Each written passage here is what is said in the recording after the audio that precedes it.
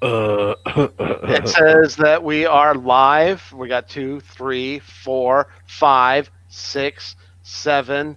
Oh, hey, what's going on? This is Saturday Morning Sages. I've got two other sages with me. I've got, Hello. I've got hello. How you doing? Hello.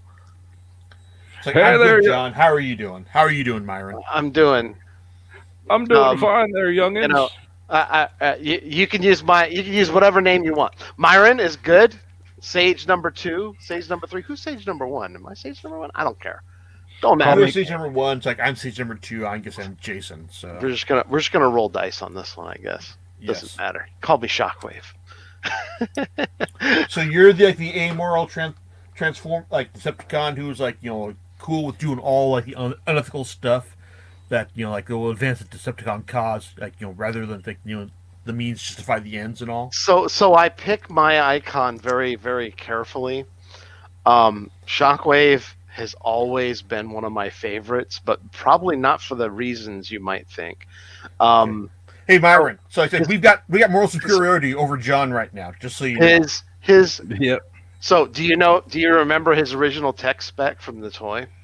No.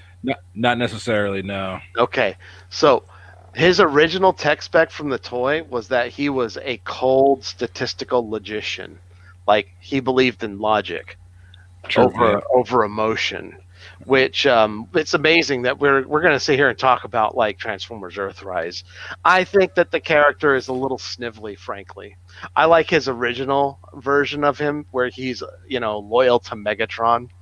I kind of like that version, but then always trying to act in a logical way.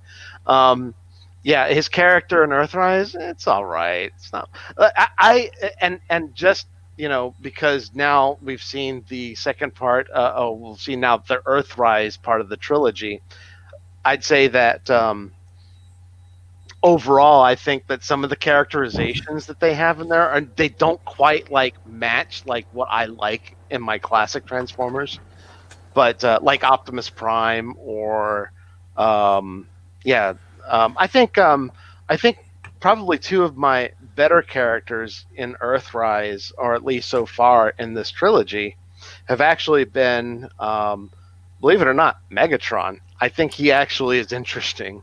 Oh, Um, definitely. Alita One is also interesting to me because she's kind of like Because they're actually trying to give some depth to these characters. I yeah, don't think they're doing it well, but they're at least trying. There you go. yeah, exactly. So, Myron, what did you think of Earthrise?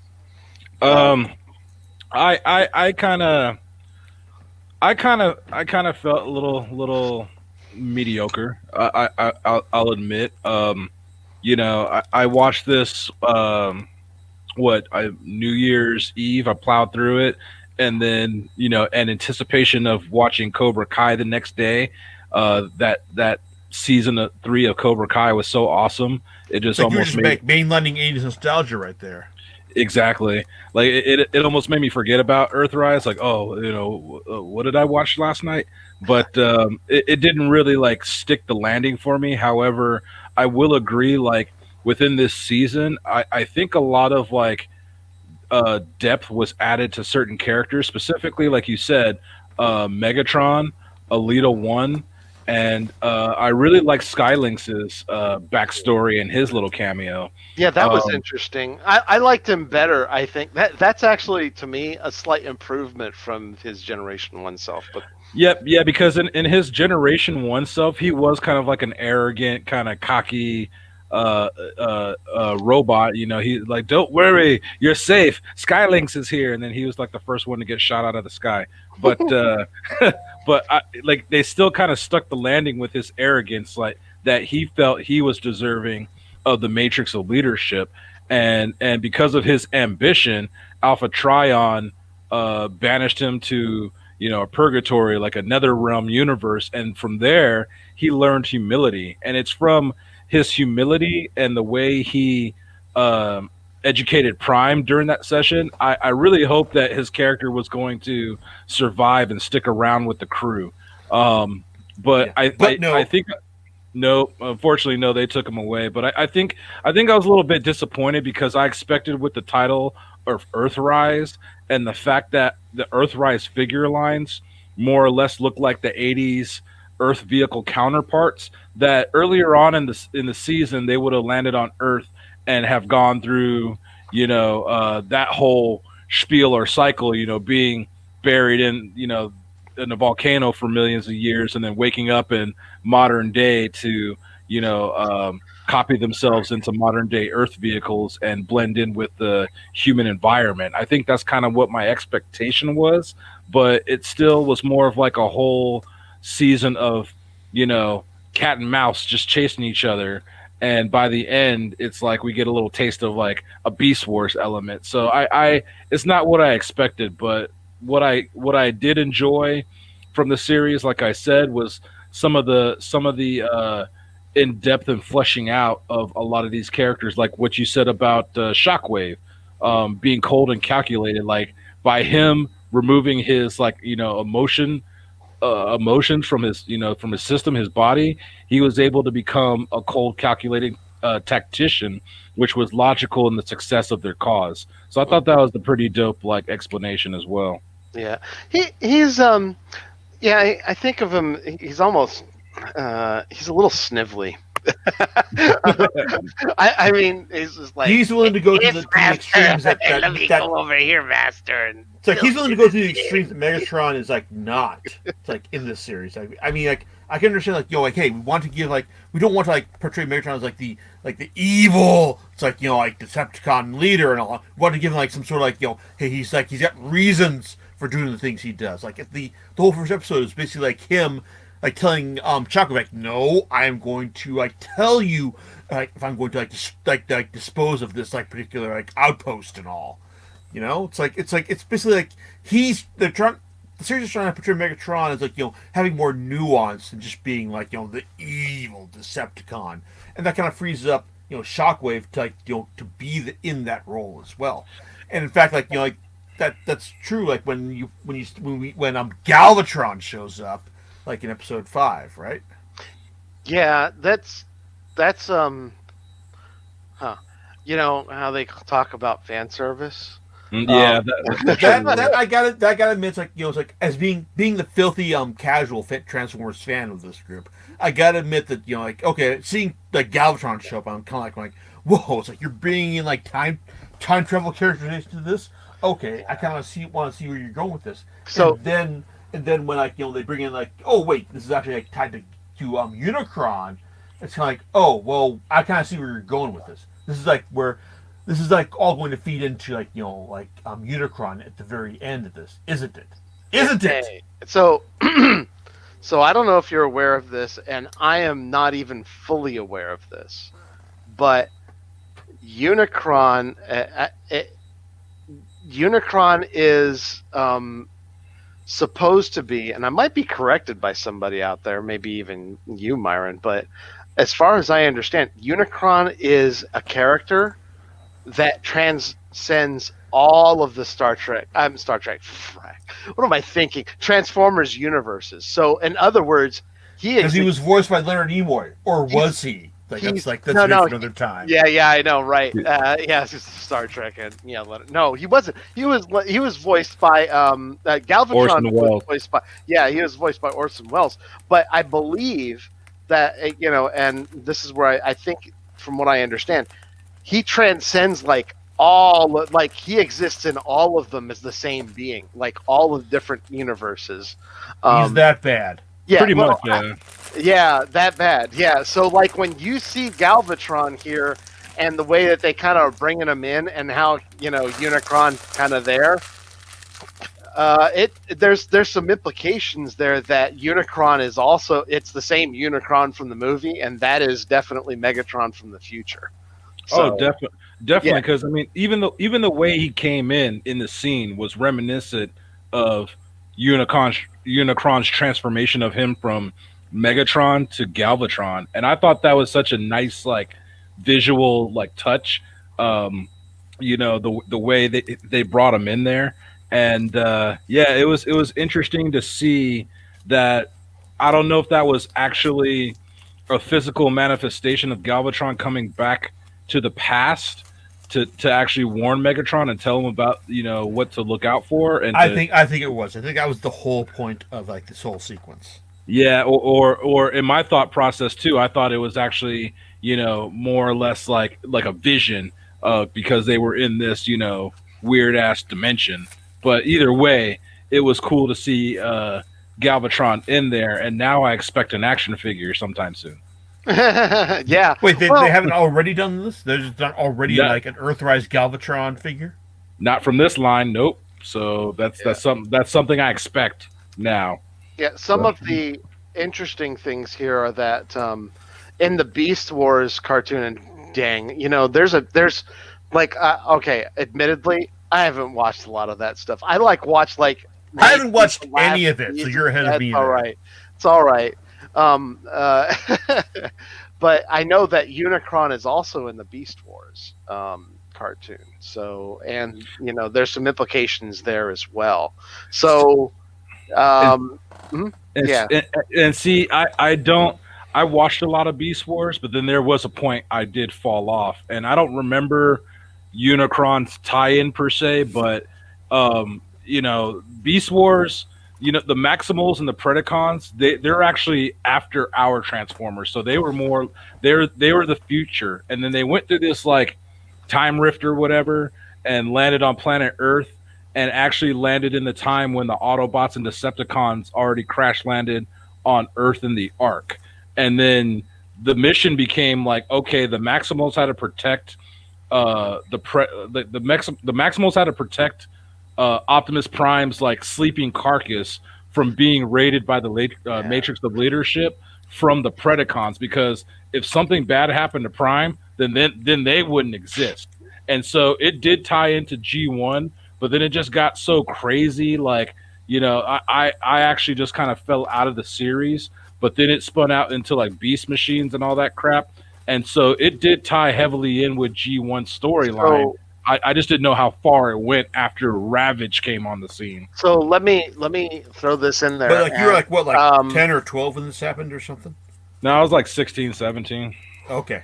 um, so I know for a fact that when Beast Wars the cartoon started, made by Mainframe Entertainment, by the way, which is the same Canadian, I Who think, did Canadian reboot? company. They did reboot, right? Exactly. Hmm. And yeah, and I don't know how. I mean, I'm not a huge fan. However, I later on when I found out that they were starting to tie some of those elements in there, I was like, oh, okay, I'll kind of watch this a little bit. But honestly, I was not heavily invested in the show. But I do know that there's a guy. His name's Benson E. I've seen him at Comic Cons around the Hasbro Transformers booth, actually. But I was following his site, BWTF, which is Ben's World of Transformers, and Hmm. and I think he was the one who advised the writers somehow. I don't know how he got involved with that show, but he's credited in the credits later with putting in all of that like G1 kind of mythos in there, because that wasn't originally a part of it. And you start seeing this when they talk about the golden disc. Yeah, Golden disc and Ravage. When you see those two things, that's when they start like folding in all of that. Start folding in all of that. That kind of G1 mythos. So, by the I way, do remember that Oh, golden crazy! It's disc. like, hey, it's like I seen, like remember like a golden disc playing like a part in like Earthrise, with Galvatron just like saying, hey, like remember this, like before he just fully disappears and all. that's something that was brought about in the Beast Wars cartoon. And like I told you, that's my only frame of reference for it, because I really didn't watch much of the earlier stuff. I just kind of like read synopsises, and because I didn't care to watch it until a certain point. But Yeah, yeah, it got to me. It did get more interesting when they started folding that in there, and I did watch. I think maybe the last season or something like that. Um, but yeah, if you go, yeah, bwtf.com is his website. I've read that site because he'd been reviewing like Transformers pieces and episodes of like things that were coming out for like years and years, so a long time. Anyway, But yeah, a lot of that stuff was folded in. It was not originally planned, but it does kind of make a nice it does make a nice kind of like continuity ish thing, you know. And see, and it makes sense now because I totally forgot about that golden disc in that series too. But if you watch the documentary series on Netflix, like the Toys That Made Us, Hmm. which is one of my favorite series, and I hope a new season's coming out soon. Hint, hint. But when they cover the Transformers portion, like the Beast Wars like figure line was that line that kind of brought Transformers back into the forefront of toys. Because if you remember, like us growing up in the '80s, like it was all about Transformers, and then Turtles came through and just stole the spotlight like gangbusters, and then they tried to revamp it again with Generation Two, and that didn't do too well. But Beast Wars was kind of like that reintroduction to the consumers and to the fans to the Transformer line. And I think what you just said by interjecting G1 continuity and storyline in there, that would have brought in older fans as well. I mean, Beast Wars for me came on like 6:37 in the morning when I was getting ready for school. So that's why like I watched it because like I just had the TV on while getting dressed, brush my teeth and all that stuff, and I kind of got hooked on it. From Saturday, or I mean, from getting ready for school in the mornings to where I started recording it and just kind of watching it more in depthly, and it was cool, and I liked it for what it was. But I think if it was just its own separate thing, it would have been a little bit better. Once they started tying in the G1 stuff in there, now you're kind of messing on sacred ground for me. Like, don't mess with my childhood storyline right there. And Unless you're going to do it well. unless you're going to do it well, but at the same time, I think it's kind of hard to do it well because the Transformers '80s storyline, like that it's in its own, and I think I would love to see like a good well retelling of it, but at the same time, like we're starting to get these new Transformers series that are geared more towards like our generation, and of course the younger generation by bringing in classic characters and their classic look and designs. But I guess with this new trilogy, I'm getting a little, with this new line coming out, Kingdom, which is going to be like the third season of this series. They're mixing in the Beast Wars and Cybertronian Autobots or Cybertronian Transformers It's again. like we're trying to get all the fans right here. Yeah, and it's just kind of like I don't really care for that. Like, just stick with the Cybertronian robots and storyline. And if you want to do Beast Wars, do that in its own separate thing. Like, I don't know. I just don't like like seeing Dinobot at the end because it's like you see a raptor coming through the bushes, and it's like, oh crap, is that Dinobot? And I'm like, nah, there hasn't been Transformers here yet. And then all of a And like, sudden, as I want to say, like, as I am the filthy casual right here of this particular group. It's like I look at uh-huh. like, hey, wait, it's like a transformer like Velociraptor. It's like okay, that's kind of like a thing. But Yeah. like, Yeah, but as I've been like reading like some of the reviews of this, I said, like, wait, this is actually like a dino. This is like a Dinobot. This Yeah. is actually like something that's tied to like Transformers mythos. Whoa! It's like I am completely like out in the fields here. So But like I so said, I am the like I said, I am the filthy casual. So like I don't have like the proper context for this. so so so in just to give you an idea of the just a quick and dirty of this. Um, so in the Beast Wars, you have the Maximals, which are the good guys, and the Predacons, which are the bad guys. You don't Dino, say. yeah. So yeah. Can you tell from the names? Anyway, Yeah. so the it's the warm blooded versus the cold blooded. Woo. Anyway, so Dinobot is essentially is a turn traitor kind of a character. He switches to the good side. yep. So He, that's he- his That's deal. a good hook right there, I will admit. Yeah. yeah, he started off as a Predacon, but he actually had like honor, and then eventually like he sided over and went over to the Maximal side.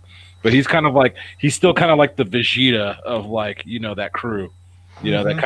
kind of like grunt asshole like who his ways are the best. And I actually honestly just would describe him more like Wolverine. Like he was always like quick to anger, quick to get into a fight without planning. But yeah, that was kind of like an interesting dynamic at that time where he was actually like a turncoat in a positive way, not actually defecting to the bad guy side. So when I saw that robotic eye light up at the end of this season, I was like, oh crap! Well, apparently there's been Transformers on planet Earth like this whole time.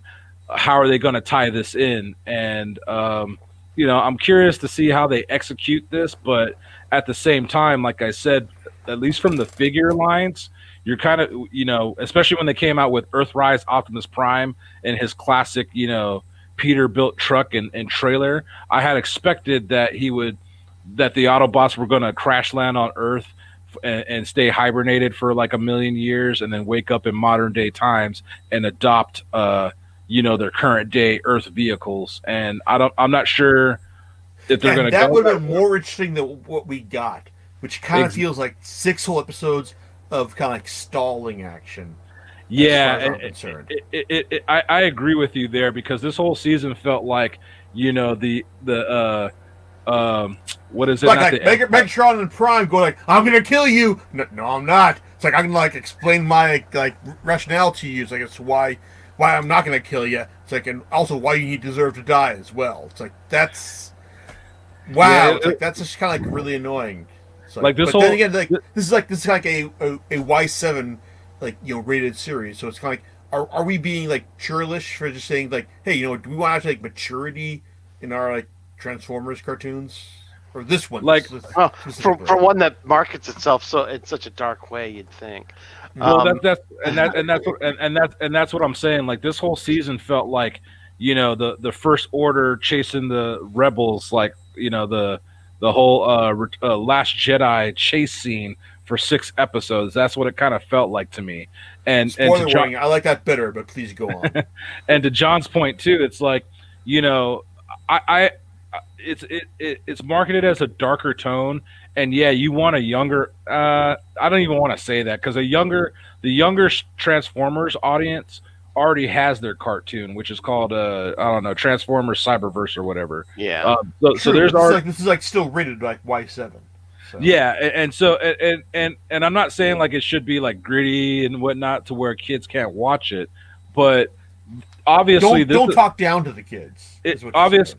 obviously well I'm just saying obviously this is a storyline geared towards more the old school like classic fan, and I feel like the storyline isn't pushing farther enough to get out and flesh out the story. I think the way at least I want it, or maybe a lot of fans want it, but I felt like there was a lot of wasted opportunity this season, especially like with a I like Alita One's storyline and how they're flushing her out to be a leader, but flashing back to where like she showed Decepticons kindness, and now they see her side and they're coming onto her side and they're working together and blah blah blah. Like I understand there's two storylines going on, but if that's going to be the case, then the season needs to be longer or the episodes need to be longer, like Yeah, to help flesh that out. I'm Like gonna it, agree with you on that because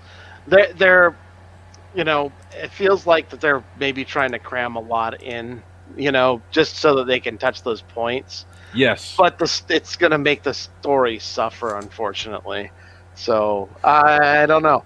I mean, and No, it's like I think you're right there, John, because uh, I think that like they're not I mean like with Alita's like story. I mean they're just kind of like continuing the whole. It's like hey, it's like but it's like the Decepticons aren't like entirely bad. It's like like we're just kind of trying to see like all like Transformer type creatures. It's like or robots like on Cybertron. It's like regardless of like whose allegiance like they've got right there, and it's like it's just kind of like okay, so you're doing like the same like stuff that we're doing with Optimus Prime in like the first season, and then but with like going on to like the Autobots like that are on the Ark, it's like you're kind of like just like okay, so you're just like kind of furthering like that kind of like thinking there.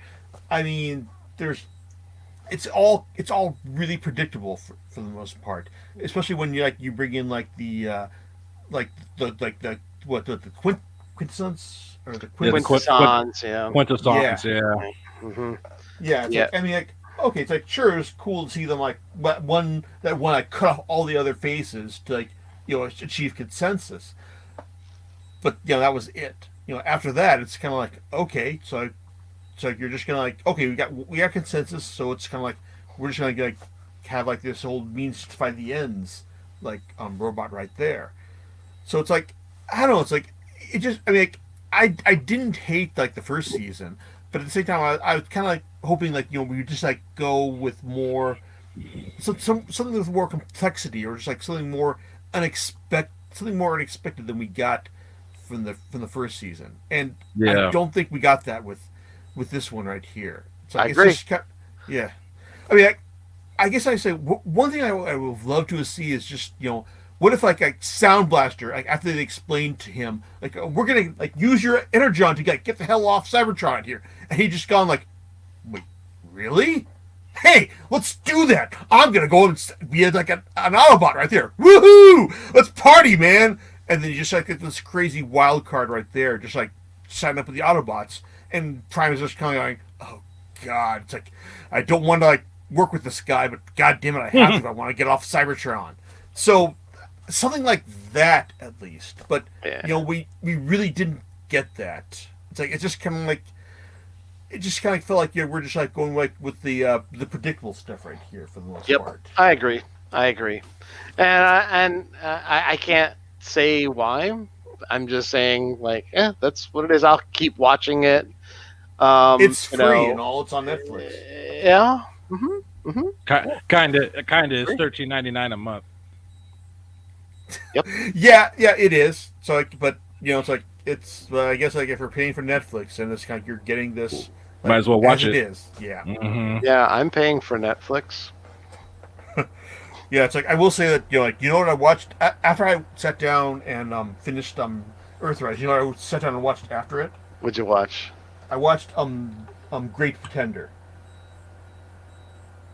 Not familiar with the Great Pretender. Okay, you know how like Netflix bills like these like these War for Cybertron like trilogies as it's like hey it's a Netflix anime, huh? Mm-hmm. I did say that. I saw that. Yeah. Okay. I Well, see. Great Pretender is an actual anime from Netflix because it's coming from Wit Studio, the guys behind like the first couple seasons of Attack on Titan. Oh, okay. Cabaneri the Iron Fortress, and it's kind of like a unique premise for an anime. It's all about con men. Okay. Yeah, it's about like this Japanese swindler Makoto Edamura who is like trying to make his living as a swindler, and it's like it's like problem is like he mixes up with like this guy Laurent who is like a much better con man than he is. He manages to like swindle him into becoming part of his crew for like this for swindling this drug dealer who's a producer of films in the U.S. It's like and it's like I said, it's Wit Studio. It's got Yoshiyuki Sadamoto doing the character designs, and it's like I watched the first episode after I finished like Earthrise because I figured okay, you know what, this is kind of like decidedly like not inspiring. I'm gonna watch some anime that I feel is actually inspiring. Mm-hmm. And watching this episode, and then the because like the way this season works is like it's got like each 5 episodes are an arc, and like having finished like the final arc, it's fine. It's like it's all right. It's kind of like it's much more like American take on anime in the sense that it's all about like okay, con men and swindlers and whatnot. It's not something you would like normally expect to see from anime, but it was entertaining on its own terms. But at the same time, if you're also the kind of person who gets their like satisfaction for watching like con men stuff from like, hey, you remember that Rick and Morty episode where Rick stole Morty's like desire for like making a heist story? You remember that? I don't actually recall. What season was that? The last one, season 4. Oh no, I haven't seen season 4 yet. Ah, it's okay. This No was spoilers then. okay. No, This you're, one no, was you're like good. so You're good.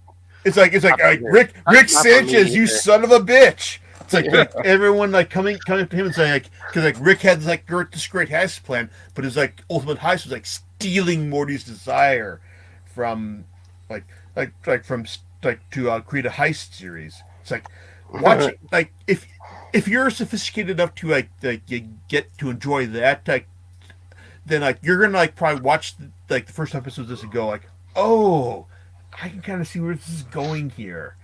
So, like I said, the first 5 episodes of the Great Pretender were fine. It's like, I mean, it's like I think that I admire its like ambition for trying something new within the anime sphere, but it's like it was. But I can't say it was like was something that just like got me like like, oh man, this is like so good. But in terms of like hey, like in terms of stuff like that I enjoyed watching, it was like it was more entertaining than Earthrise. So, yeah, my bottom line on. Well, let me ask you one question before I give you my summary of Earthrise. Okay. Is that a real anime or is it a U.S. commissioned anime? Or It's a real anime. like I should say a real, like, it's not a Netflix commissioned anime, because that does happen too. I think not that that's necessarily bad. Okay. If you watch the credits for like for War for Cybertron, like Siege and Earthrise, you'll notice there are a lot of English names. Yes, sir. It's like in the credits there. Yep. Great Pretender has like entirely Japanese names. Okay. In the credits. Cool. All right, just double checking there. I can't be sure sometimes because it's like like Crunchyroll and all the like. There's stuff that's commissioned, and it's kind of hard to tell. Like, okay, is this something that you ask Japanese people to do, or is this something that is based off of an actual Japanese like manga or series or something that was produced there and imported here? Well, it's like I guess this in such a great picture. This is like a wholly Japanese production, and I guess it's like whether or not it's like it was produced like like from like a whether like Crunchyroll like basically Crunchyroll or Netflix basically said, hey, we want to make why don't you make this an anime style production? It's like it doesn't matter. It's like whether or not whether or not it's like it was produced like by a wholly Japanese team. It's like or it just matters like whether or not you enjoyed it. But at the same time, though, if you're gonna like build something as like this is a Netflix original Netflix anime, like, well, okay, I will just roll my eyes when you say, oh, like the War for Cybertron trilogy. That's like a real Netflix anime. I roll. Yeah, I rolled when I saw that. I'm like, why are you saying it's an anime? Did they do that in the first season? Is that? They did. Come on, man. That's terrible. There's no way. Yeah. I mean, like that's not anime. Sure, like, this kind of thing can be enjoyable, but like as far as like building anime, like okay, maybe we'll be able to like lessen the eye roll in like another decade or so, but not right now. Not with this. Yeah, I just I come from the old school anime shop, and you do too. Yes. So both, which is why like I'm giving it the eye roll for. Yeah, exactly. For this thing. Don't just throw around anime like it's something you could slap on a show. No. Yeah, that it's a specific term.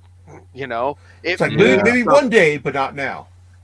If it was produced by like David Studio, who does JoJo, or like Wit, yeah, maybe I would give it that. Just co-produced by Polygon Pictures. And by the way, I'd also say this. I'd also say that commissioned anime isn't necessarily a bad thing either, but I tend to question the motive for making it. It's like I tend to see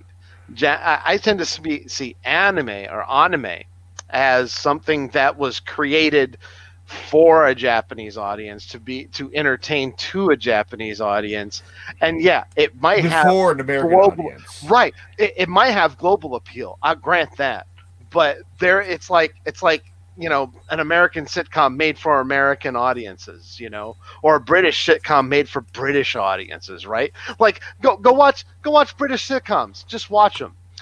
If some of the jokes fly over your head, there's a reason. you may not understand it from a cultural point of view. And this is a problem that Japanese, a lot of Japanese television and anime happens to have. It's like it's just doesn't it It gets doesn't translate. lost in translation. It's a real thing. Hmm. Yep. So and and of course all three of us are in the group that understands that probably a little bit better because all those nuances. It was like, oh yeah, you want to understand that. It's like, okay, that's what they're actually talking about. Let alone if you actually went to you took Japanese and you could understand it outside of the subtitles. But a lot of these companies, they don't even bother with a lot of these footnotes like they used to, like explaining some of the cultural norms. Anyway, but Yeah. anime is a specific thing. That's my point. So yeah, Netflix, you need to drop that. Just saying, man. But speaking of anime, what I've been watching lately is oh wait before I say this, I'd have to agree with you guys on the Earthrise thing. Is I just it's all right. I'll continue watching it because I'm a fan of Transformers. I Hmm. Maybe mean, if Prime and Megatron had killed each other like at one point during this miniseries, it would have been like more compelling. yeah. But Yeah, I think it's. By the way, I think it's kind of creepy. He keeps Ultra Magnus's dead head and he talks to it. I think that's a Yeah. little. I mean, if that doesn't show some of the depravity of like his thought, that like of like his mind, uh, but it is kind of well, it's like weird. like Megatron is supposed to be the bad guy here, Yeah. so Well, and then maybe he's conflicted, because and I think that at least is an interesting point where Lita One's brought before him. There's the head, and like she talks about how like they used to admire him. Think about that. Yeah.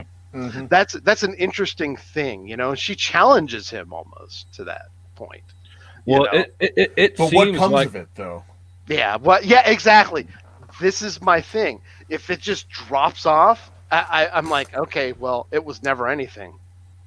yeah We're just like they raising the have idea here, and that's it. they have one more season to kind of explain that because it does seem that Megatron, Ultra Magnus, and Prime were once pupils of Alpha Trion, and possibly friends. So well, obviously No, that's they're like they were friends. I think that's really like obvious right there. But it's I Yeah, think that kind of goes into like what the issues I had with like the first season in the sense that like it really this really needed like some kind of prequel, except or like it's just the flashbacks just show you like what everyone was like before like the whole like schism between the Autobots and they, Decepticons. they don't need a prequel. They just needed to make it longer. Like Yeah. they needed to make this a series. Like whether it be a 10 episode series or if you call yourself an anime is normally 25 episodes per season. Yeah. Or like That's what 12 or 13. or Eh, 12 or 13, yeah. Now. But but Uh-huh. but they needed to do that, and then I think it would have really fleshed this out a lot more, and they could have made more because the form like this. It feels like this series is doing the opposite of like what we were fed in the 80s. In the 80s they made actually no, it's not the opposite. In the 80s they made the toys, but then they made the cartoon to feed us the excitement and the want for these toys. Mm-hmm. I do see the same thing going on here because the characters I see in this season are figures that John or myself have bought recently. Like I thought the way they introduced Scorponok in this season was really weak, and Scorponok came out. When did you get him, John? Like in November or October? Yeah. Like he's a recent figure release, and a lot of the characters I see in this new season are figures that were released recently, and the Kingdom series of toys are about to come out, and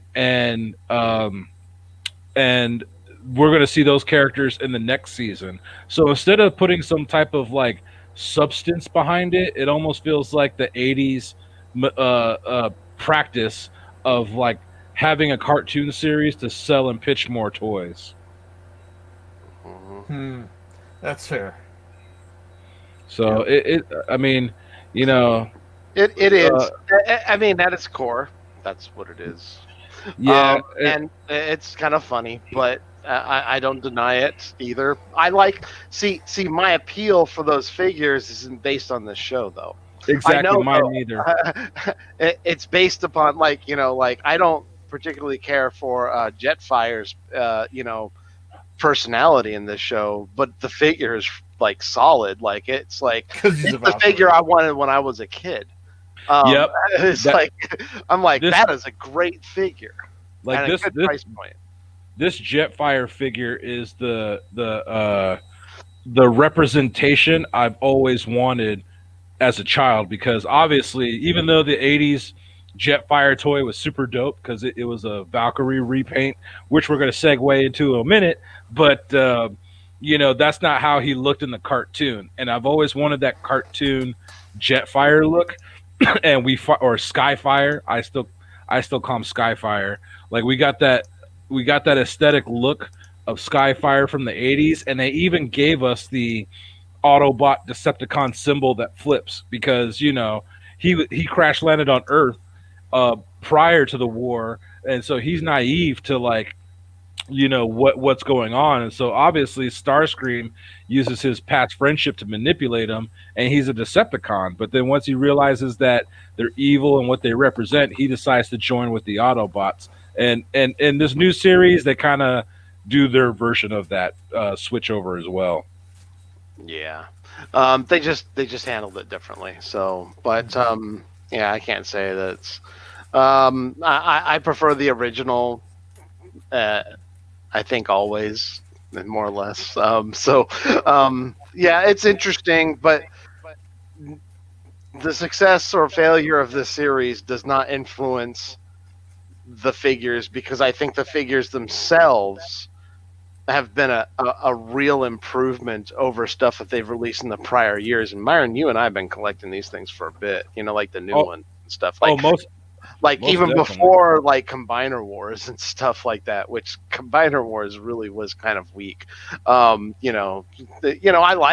like some of them, but like the Computron from Japan, but some of them are just they're not that great. And there's some other ones Nah, that are just like some of the other figures, like the Voyager figures and things like that, were just they're just not fantastic. This one though, this line has produced. I've bought more from this line than any of the other lines in the past several years. That's I, because I I, really like the quality. I like how that they're the articulation. I like the paint for the most part. They're just good. Yeah, I totally agree with you, and I think you were the first one to bring this up to me. I think this was the line that actually had the Hasbro and Takara logos on the packaging together for like the first time, like in my lifetime that I could think about. But you know, when it came to I'm gonna, I'm thinking far back. I want to say like around the classics Henkei line. Yeah. That's when they started doing more physical representations of the characters that we knew and loved, and fast forward to today, the engineering and designing of these transformers are so much better that I'm actually going through my collection right now to um, clean up, take pictures, and possibly sell off to a TF source to buy something else that I want because Yeah. now I had Skyfire from the classics line, and then there was like a universe line that was a little bit better with the chrome thrusters, and now we got the perfect Jetfire with the War for Cybertron line, and same thing with Prime. Like this Optimus Prime is like the Optimus Prime from Earthrise is the best Optimus Prime since like the OG. When it Mhm. when it comes to the cab and the trailer, and so like all he's missing is like roller and some additional accessories. But yeah, the toy line is actually like getting really good to where, like you said, um, I'm starting to collect this more than any other line, like Masterpiece or any of the other third party figures, and I think that kind of segues into you Yeah, know, but you just before you say that, you know the latest masterpiece they released. RC Yep. recently came out, and I was and this is going to segue again. I was on the fence about that because I did want to. I don't have a RC masterpiece line, and I want to kind of complete that movie set. But after that last conversation you and I had about like fans toys and the masterpiece line kind of slowing down, and the studio series actually kind of looking like masterpiece quality, I was starting to think like maybe Takara isn't necessarily like focused on this line. Maybe it's not making as much money as it used to. However, I did see on TF Source, oh no, not TF Source, on TFW 2005, Yeah. that there was some line art for a possible Skids masterpiece, and there's a picture of a masterpiece Thundercracker, which is a repaint of Starscream Oh yeah, 2.0. yeah, yeah. So, So so I, what was Skids again? Skids was I know my brain's like Skids. What's that? Skids is that one robot you just bought that was like a police car Oh, repaint. okay. That's what I was thinking. I was like, Skids, is that the it's like the yeah, it's that two-door car. He was Yeah, yeah, yeah, yeah yeah. he was like a blue soccer mom van SUV back in the It 80s or wasn't something. even a soccer mom. It's what I think that like in Japan they have that that class of cars called K cars, Uh and they're huh. just small cars, like two-door cars, two-seaters. Like I think here in the States, we saw them. You know, we saw some Toyotas under the IQ. They were actually they're Toyotas in Japan, but here they were selling them as the IQ, and they're like super compact cars. But yeah, a lot like those cars are super popular in Japan because small roads the more fuel efficient.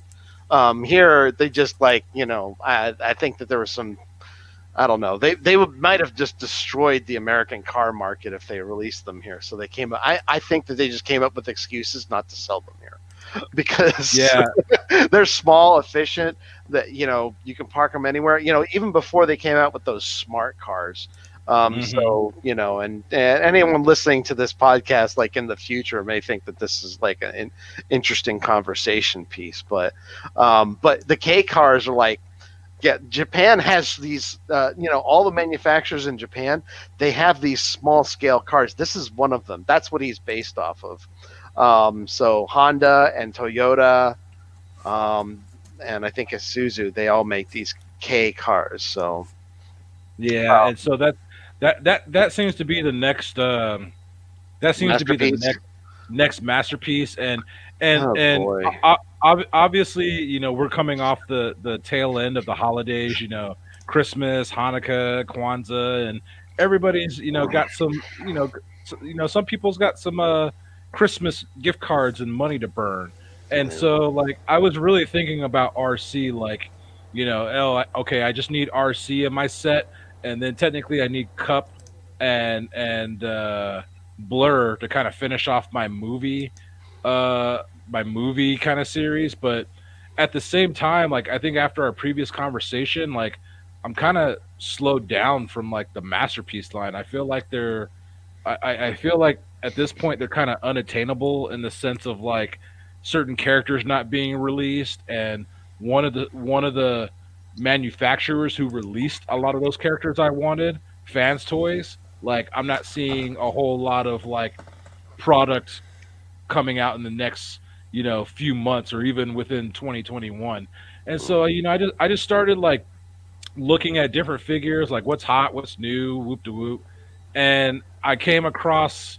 Obviously, I've been wanting this Sola Chigokin Voltron for like ever since it came out in 2016, and I'm like, man, I'm not paying. I think it retailed at like what $400, and sold out quickly to where the price just rose up, and I'm like, man, I'm not spending like over $600-700 on this figure. So I was just looking at like after you told me you got Sola Chigokin Car Voltron, I was just looking at the Sola Chigokin line, Ruger 15. Or Die Ruger 15. Yep. I was looking at that line, period. Like, what other figures does solo Chogokin make, or just Chogokin, which means like super alloy in Japan. What other lines do they make? And I came across like the DX Chogokin Macross figures, and I'm like, dude, like I haven't watched Macross in a minute. I haven't. I don't even know like what's the next Macross series after Delta. Like this There kind of isn't. this kind of fanboy spark just like rose up in me, and so I had like a few like $100 of Amazon gift cards I got for Christmas. So I put it in my wish list, and sure enough, like after looking at reviews of this DX Chogokin VF 1S, which is Roy Fokker's Valkyrie, I looked up mad reviews, and the quality looked great, and the figure looked like very show accurate, and the scale of 148 looked like a nice size. I took a gamble, and sure enough, like uh, I think with tax I paid like three. Damn, how much I paid? Like about 360. And so like with tax and expedited shipping, and I got it in the mail yesterday, and oh my goodness, dude, this is like one of the best like figures I've ever owned like in my life. Like and when I say figures, I'm talking more like, not action figure like when we were a child, boom, boom, boom, play. Like this is a masterful art piece. Like uh uh a mix of die cast metal and high quality plastic. And right now I have it posed up um in plane mode, and I'm gonna show uh a little. I'm gonna be a little vulnerable here and actually show my face briefly. But uh, dude, look at this. Look at this figure, dude. It is like super sweet. Oh yeah, Really, check that out. yeah, Yeah. Well, really actually, deep. I say it that way, but I also have one as well. I ordered one I, after you I had because, well, I think I mentioned it to you, and uh, I don't know, you might have seen it before I did, but knowing that I really wanted to get one of these, I ordered one as well, so I have oh, it. which one? The you So talking about Rick's? I have I have Hikaru Ichicho's Rick from Hunters. the movie version. No, because Mhm. there is no movie. He's not. Rick Hunter is not in the Macross Do You Remember Love movie. So If you want, if you that's the want, big difference. if you want to get technical about it, yeah. Well, I mean, because those colors are not in the TV show at all. No. It's red and black. It's literally it's like the opposite of the Jetfire colors. They're like red and black. But Yep. and it's the skull version. It's the skull version he gets after he becomes commander of the Skull Squadron Yep. in the movie. Yep. In the TV show, he gets the skull. He basically inherits Roy's Valkyrie. Valkyrie. Right. Hmm. So, and that's kind of interesting because I've been rewatching the show on Amazon. Amazon Prime. Right. It has some Same here. commercials and stuff like that. The one thing that you should know is that yeah, I watched Robotech back when it was broadcast in the day. I remember watching its first run. That's You and me both.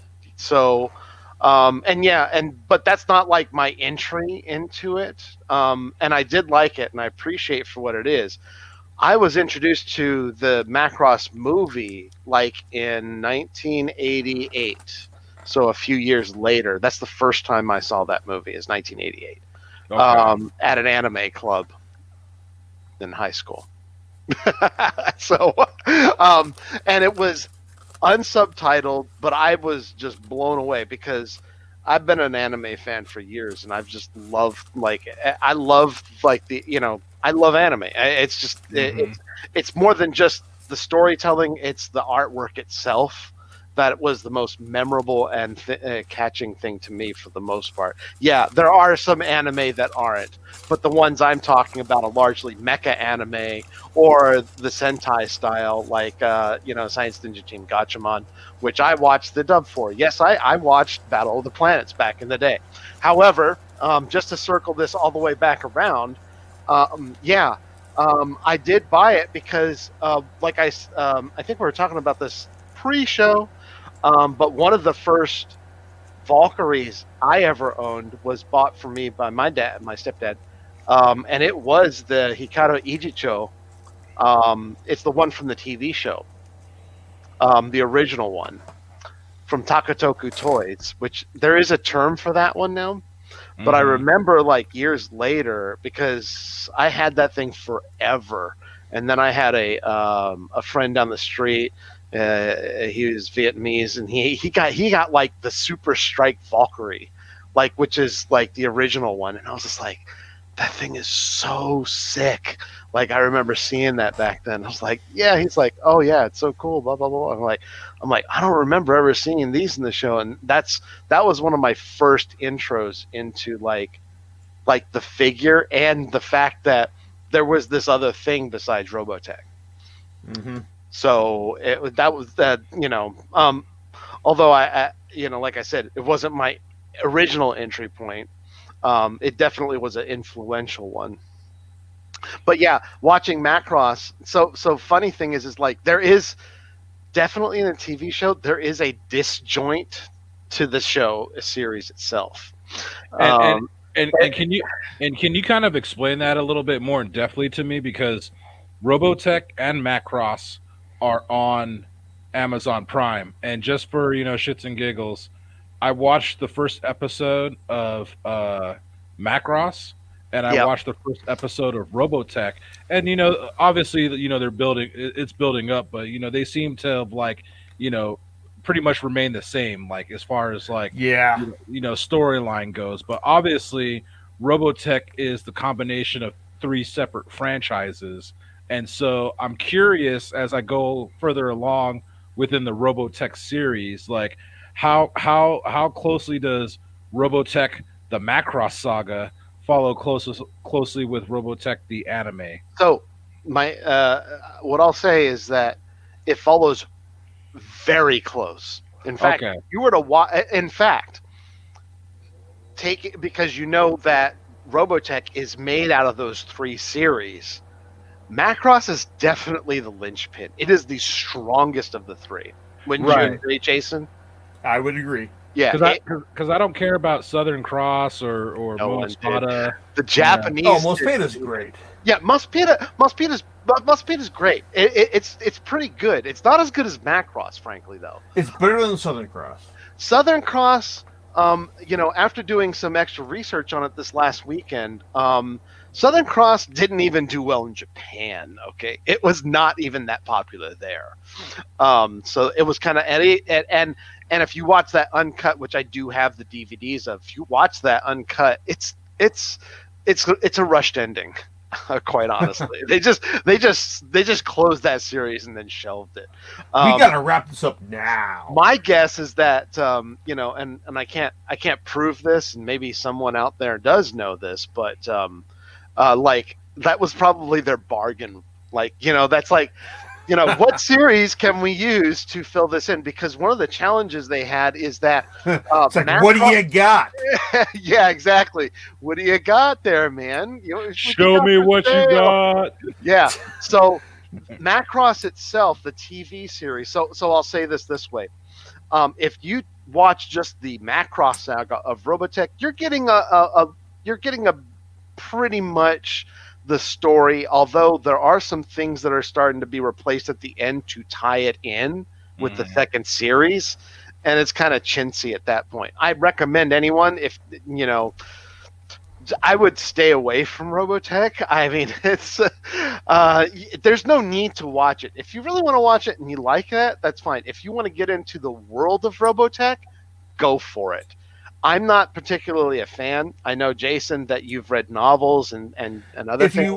you want to like really get into Robotech and you're kind of disappointed, like, hey, wait, why don't like what happened to everyone here? It's like you got to read the books. It's like I mean, like Yeah. there was like six novels that adapted like the Macross saga, three for Southern Cross, three for Mospeda, and then there was the Sentinels 5 book series that basically like what it was going to be like what happened to to Rick Hunter, like after like everyone left at the end of like Macross, what they were what he and everyone else was doing after during Southern Cross and Mospeada, and then there was the lost years stuff, and then there was like the one novel that basically wrapped everything up at the end. So it's kind of like if you want to get into like Macross, you got like Robotech. Then there's like you got to read the novels if you want to have like a solid like closure, like to the whole saga and all. Yeah. So However, otherwise, you're just gonna watch this and you're gonna be like stuck like, wait a second, why did everyone die when they came back at the end of the final episode of Mospeada? It's like, and yeah, I got some friends who were just like who were still bitter about that from the '80s. yeah, I'd say that I like I said, I'm a fan of Macross. I'm not a fan of Robotech. I acknowledge its contribution to the anime community, but I'm not a fan of it. Now, Because rewatching the whole Robotech saga, 1, 2, and 3, it's not tied together well at all. Like just by itself. Yeah, having some of that extra material that Jason just talked about is definitely, that can help. But I'm just don't want to do those, mental gymnastics, so to speak, to try to like pull that all together, even with the novels. I just like now Macross is a way more interesting universe to me by itself, and the Japanese continued it after it. There is some legal stuff that doesn't allow some of those series to ever even be released here, but that does not mean it's inaccessible here. right. And there were two series, by the way. So Macross, the TV series. So let me talk about that just a little bit. So the Macross TV series has 36 episodes, and that's literally the last. I want to say there's like 7 episodes or 8 episodes that are, I call them almost filler episodes afterwards.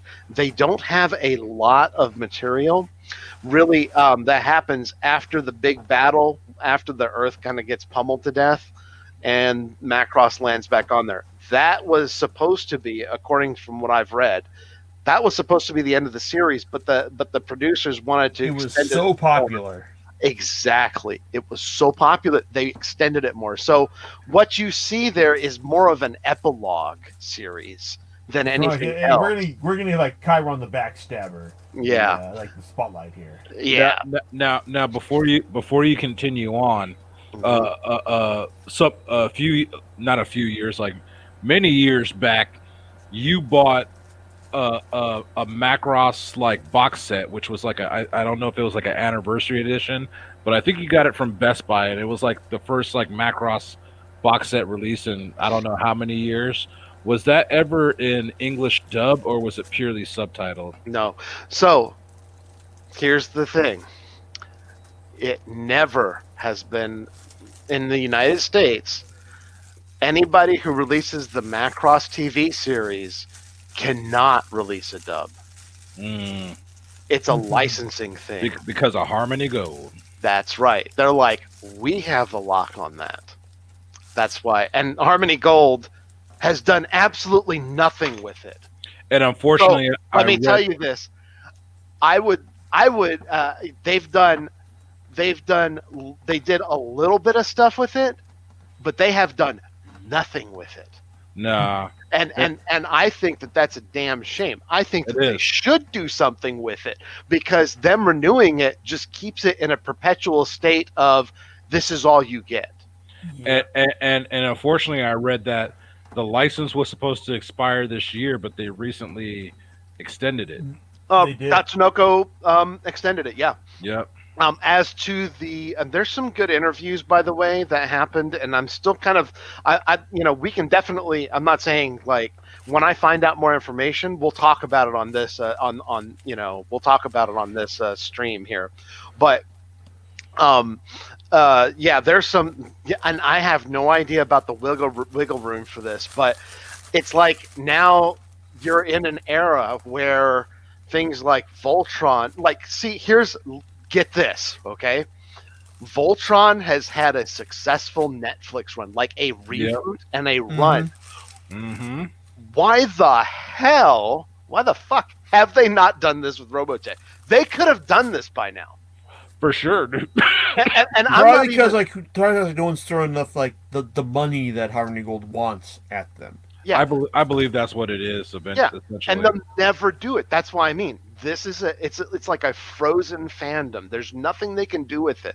Well, not correction. They haven't done anything with it by choice. They just are being lazy about it now. because they're more focused on real estate. Yeah, they're not even the same company. They just hold the rights to this thing, and it's not fair. This is the reason why I actually follow the Macross universe. There's nothing in it for me in the Robotech side. It's like, hey, if the people who licensed Voltron, DreamWorks and Netflix, they can reboot the series, do CG, and make a halfway decent story. They could do that with Robotech right now, but they didn't. You know, Mhm.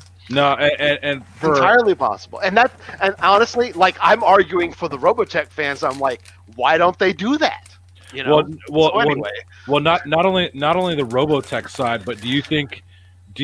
Nah, you're right because they have the licensing for Macross in the U.S. Because my point that I was trying to make is, we paid a premium for these figures, and that's because we can't have these released in the U.S. Yep. Because of licensing reasons, and Tamashi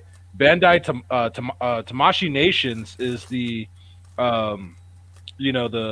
provider of these high quality figures, and they're start like for me, who's also a diehard Dragon Ball fan, I'm able to actually order some of these exclusive P Bandai Dragon Ball figures, which in the secondary market would probably cost me like hundreds of dollars, but I'm able to get them at cost because they're available through the P Bandai US store.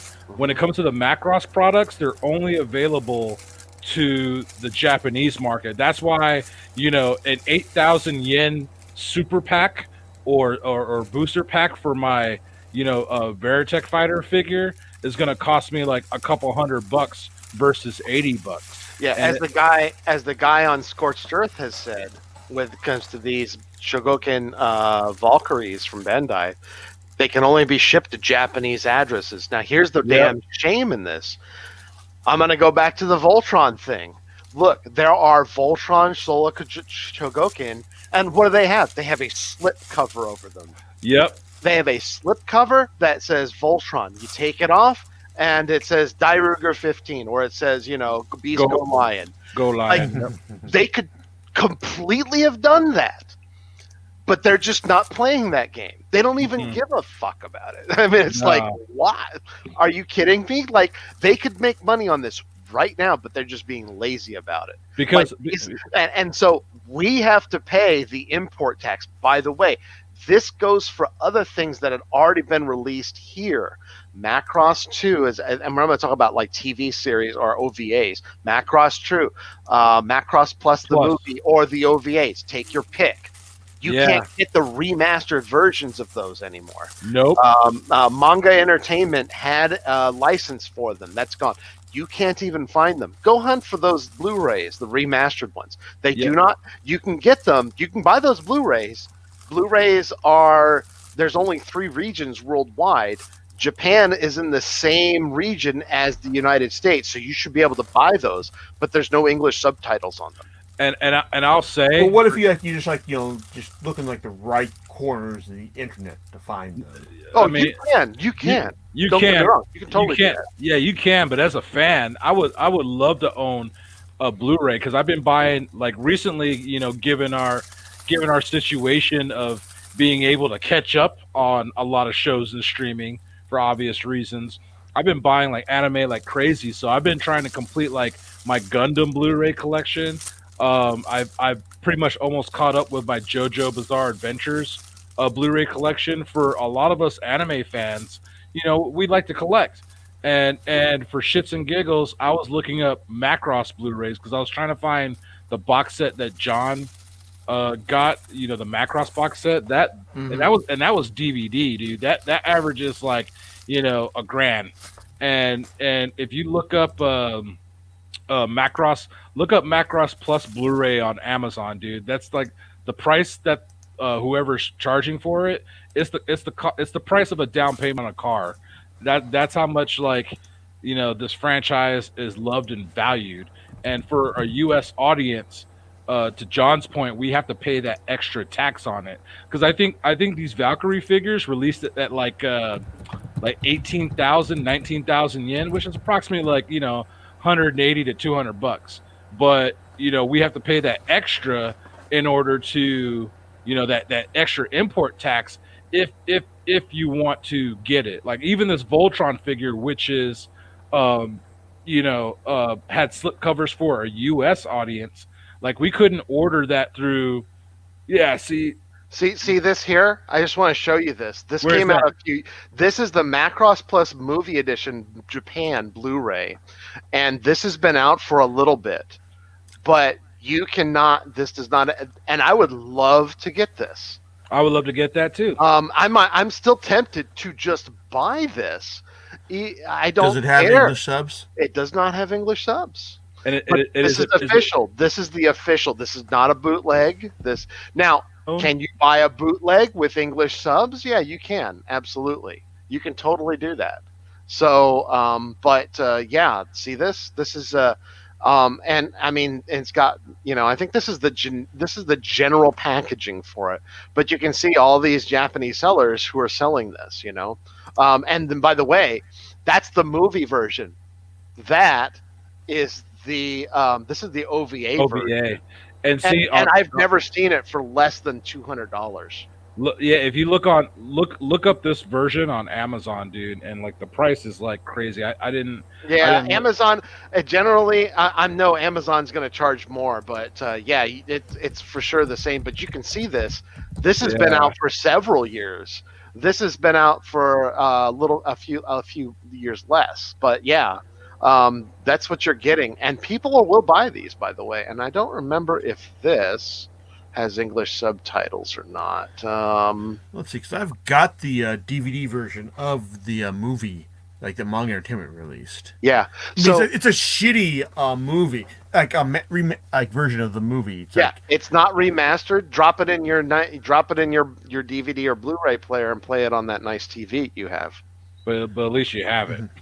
It doesn't look as good as you might think. So Nope. I mean, it like DVDs do not scale to the new TVs. no, they do not. No. They don't scale, and especially if they're not what they call anamorphic transfers. If they're not anamorphic transfers, it looks like Myron, you know this because you have the when they released the uncut trilogy of Star Wars on Yeah. those DVDs. Yep. All they did was they just ripped it from the laserdisc, and it's got all the letterboxing around it. Like it's a part of it. It's not anamorphic, so it's not adjusting to your screen. You would have to blow it up in order for it to properly fit your screen, and And it then you looks like start crap. seeing the problems. Exactly. Oh, but you know something funny? Hmm. Apparently, you can watch the first two Macross Plus OVAs on Amazon. Oh yeah. Okay. Yeah, it's like I'm saying, like I see it here. It's Macross Plus Volume 1, Parts 1 and 2. Buy on standard definition for $6 Okay. On Prime So Video. I wonder if those who owns those streaming rights. That'd be the question, right? So Yeah, but um, you can't. Apparently, you can't buy Volume 2 on there. yeah. So Volume 1, Prime Video, $5.99. So this is the manga version. So it's Mm-hmm. not. I It's see. SD. It's going to be just like your DVDs. It's Mhm. not going to be any. There's no improvement to this whatsoever. Nope, but it's like better than like not being able to watch it at all, and Yeah. that's it. But you wouldn't even need to pay $5.99 to buy it if you already have it on Blu-ray because it's the same thing. Mm-hmm. Yeah. So and then this here, see, manga was the last one to have it, and look at this. This is the DVD. It's 100. Like they're selling it for $143, dude. The collection, which Yeah. I have that set. Yeah, and then this is the Japanese import, which is remastered, by the way. Mhm. So, and Like- you can't get it for less than $3. So, yeah, that's sad. And then this is like, see, they're releasing, there's some sellers that are selling the Macross Delta. This is just like the first box set.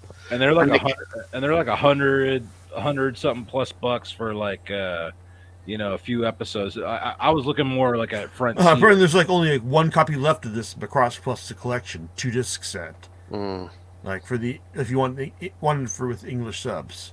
yeah. So Mm. So is that, yeah? So one and two, yeah, exactly. So, but this is the result of them just not allowing them. I've seen this too, by the way. Macross 2, the movie. It's okay. Yeah, it's okay. I remember seeing it back then. Like that, I saw this before I saw Macross Plus, I believe. It's all right. Although they do have figures for these, for the Valkyries in there. It's it's not as bad as Macross 7. And and Yeah, and that's what I yeah, think, Karen. yeah, this is true. that's the weakest of the series. So Macross True is not considered canon in the But but Macross universe. but So but what boggles me and what saddens me is that how much anime is like celebrated in this day and age. Because you remember like anime back in the '90s was like an underground thing. Like Mm-hmm. you had to get like dubs from your buddies or look in news groups to find certain things, and now it's like readily and very accessible to us. And of all the celebrated animes across the history of the genre, like it's this one is being hoarded and not celebrated worldwide. Like to your point earlier, John, like I'm a diehard like Voltron fan. That's like one of the earliest like robots I got into prior to Transformers, and I love the new DreamWorks revision. That was such a great retelling and a very cohesive continuity when telling that story. And they actually had a dope ass toy line. They had like toy lines for like little kids, but if you were an old school collector, they had like the modern lions and the classic lions, and you could buy each one and form Voltron. So yeah, I got the new lion set from the series, but then they also had like the '80s classic line if you wanted to do '80s classic Voltron. And so like I don't know if you remember, but one of the first times you took me to Frankensons, that was kind of like one of the first big purchases I made was Toy Nami's 20th anniversary Voltron that came in like a little book like box set, and dope ass figure at that time. But this Soul Chigokin Voltron really puts it to shame. And earlier on in our conversation, I said like, yeah, I didn't want to spend the money on that, and it's too expensive. And so with my gift cards, I bought this Valkyrie, but then given certain people getting certain extra money, you know, recently from the stimulus, like I donated some, but then I took some to where like what, I could shave off like $100 from this purchase, and I kept thinking about it and thinking about it, and I'm trying to be a good adult here and be like, nah, I can't get too frivolous, like like it's nice to have, but if I don't get it, it's not going to be the end of the world. But then the more I saw videos on it, the more I wanted it, and it was actually Kuma Style. Shout out to Kuma Style, who convinced me. His review of that figure convinced me, like, okay, like this figure's too dope not to get in the collection. And when he shouted out Toy Arena, who is a frequent vendor we shop from at Frankensons, like I had one of my buddies from work who took his son up to Frankensons to do some recon for me. I'm like, while you're up there, see if they have this Voltron, and give me the price cost analysis of what different vendors are charging for it. So he said that Toy Arena had the 2019 reissue for 550, and sure enough, like doing the math, I'm like, okay, I got an extra 125 I could put on it. Screw it. I'm just gonna get that. I got top ramen to last me till next payday. Screw it, I'm gonna get it. And sure enough, I picked up the figure, and I do not regret that purchase. That is the dopest Voltron figure I've ever had in my life. Like I got Voltron for Christmas back in '84, and loved that figure as a kid and remember it vividly. I have this 20th anniversary Voltron, which was a dope modern representation of the character.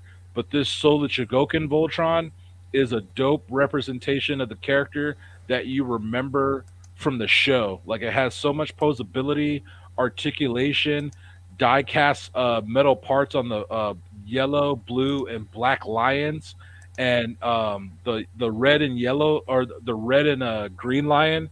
Really high quality plastic, but every lion has like metal joints and articulation, and it's really well weighted and ratcheted to where like you could pose him in any way and he's not gonna sag.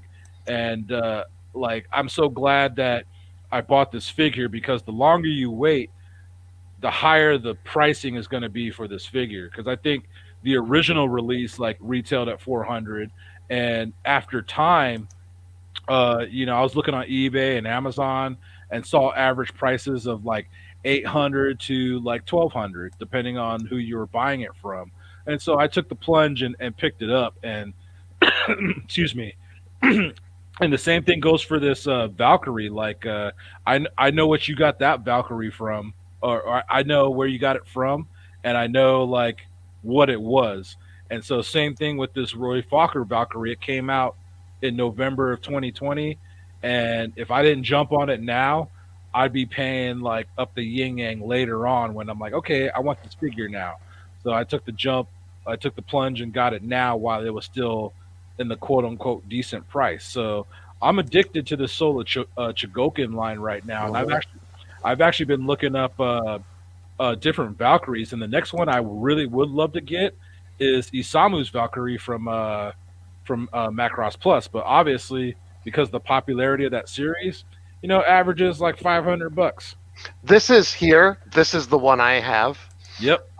Based on this one, this is the design. Like I said, they call this the movie design because this is Hikaru's.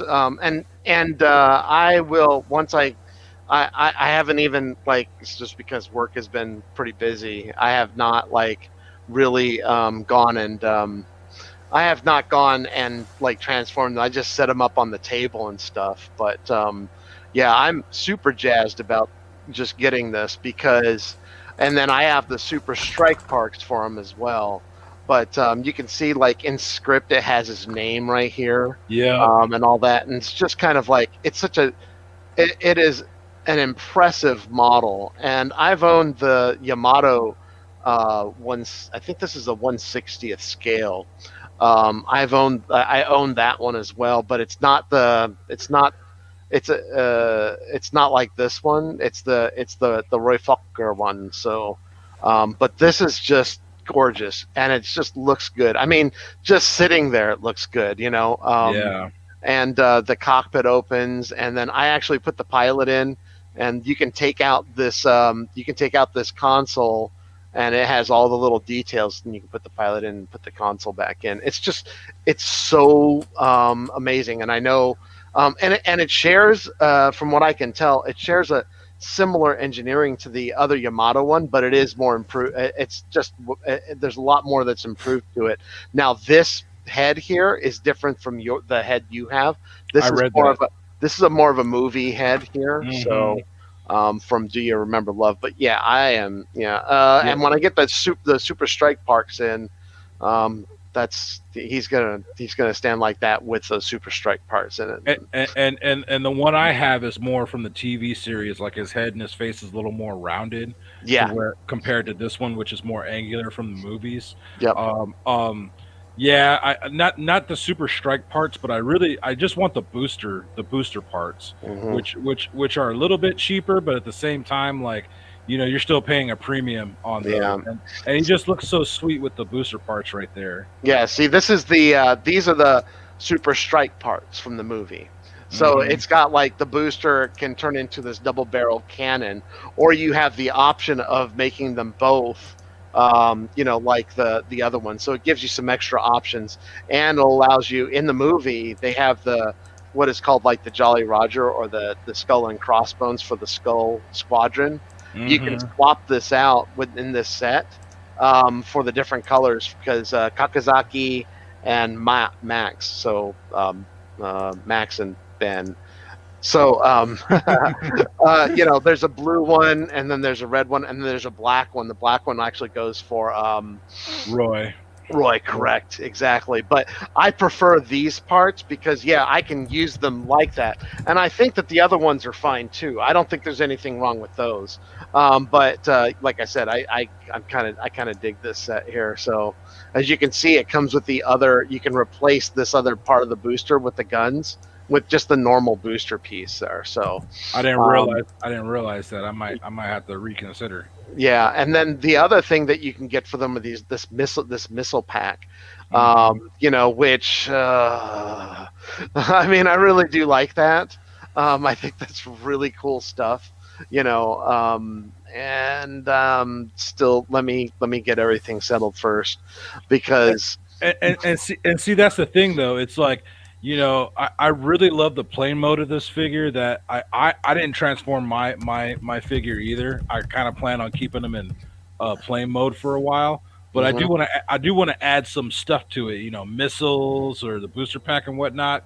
And I'm trying to decide because the missile packs are a little cheaper. Averaging like 150, and the booster packs a little more expensive. So like, it's like, okay, when what should I get? And I'm still leaning more towards the booster pack because it harkens more to that Jetfire or Skyfire figure I always wanted as a kid. And so like, I do still plan on going for that, but yeah, I mean, after what I've gone through and spent, in January already, I got to wait a little bit yeah. and before I jump on that. But So this yeah, is the Maximilian Junius or Max from yep. the movie. This is the movie version. This is not the Hmm. TV version. So, but yeah, you can also buy the parts for this as well. And Hmm. then yeah, this is pretty cool. I don't know. I don't like the I head. just like I do like the head actually. So that's one of the things that I do like. And then there he is posed next to the TV version I of want I want that this. TV Hikaru. Like, Yeah, I I think do want that one. I think that's pretty good. So I think that yeah, I think that this works. This works good, but I'm gonna have to really think about that one honestly. The other one is Kakazaki, which is this. This is the one that was. And by the way, he's known as Ben, but in the movie, he's actually different. So I this is I what he looks like. I It's remember Ben. green. Yep. Yeah. So it's green. And in the TV series, he just gets a brown. We call it the cannon fodder. That Hmm. some fans call it the cannon fodder version of the Valkyrie That because seems it's unfair to Ben. but the Yeah. nice thing about the nice thing about Kakizaki's is he comes with these water slide decals Oh wow. and you can decorate them like for example these are like and those are showcased as well on what's the name of his site of Scorched Earth. You can Hmm. have like you can put these little kill symbols on there, like like Zentradi kills, That's or dope. you can put like the Macross like Lin Min Mei like doll things on there, or you can put like anniversary ones or whatever. It's not an extensive set. I've seen sticker sets that are or slot water slide decals that are more extensive than this, but this is pretty darn good. And the only reason why those other ones are so extensive is because they needed to be. On the Chogokin versions of these, you don't need them. They're No. already on there. Like a Yep. lot of the stuff is already on there. So if you just wanted to detail it a little bit more, and this comes with like all the you could decorate it so it's kind of like that thing like, oh, we'll sell you this one and this is the only one that'll have this set of stickers or slide decals. They're not stickers, which is kind of like, oh, that's slightly dirty trick, but okay. Um, you just want me to get me to buy this one. Um, but it's Well, cool. I do like this. I do like this design as well. If I had like all the money, I would try to collect all of them, but I can't yeah, really. I don't no, think that's yeah, realistic, really. it's not. You can only get your favorites, and of course, Roy was always like one of my favorite characters in that series, and of course, Rick or Hikaru, and Hmm. so like if I were to get any two, I got one.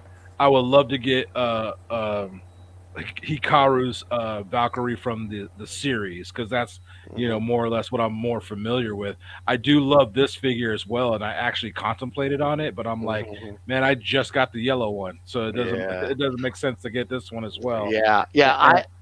And I am actually considering selling my Yamato 160 to scale. That's the size. That is the yellow one. Getting it cleaned up and then just either auctioning it off or whatnot.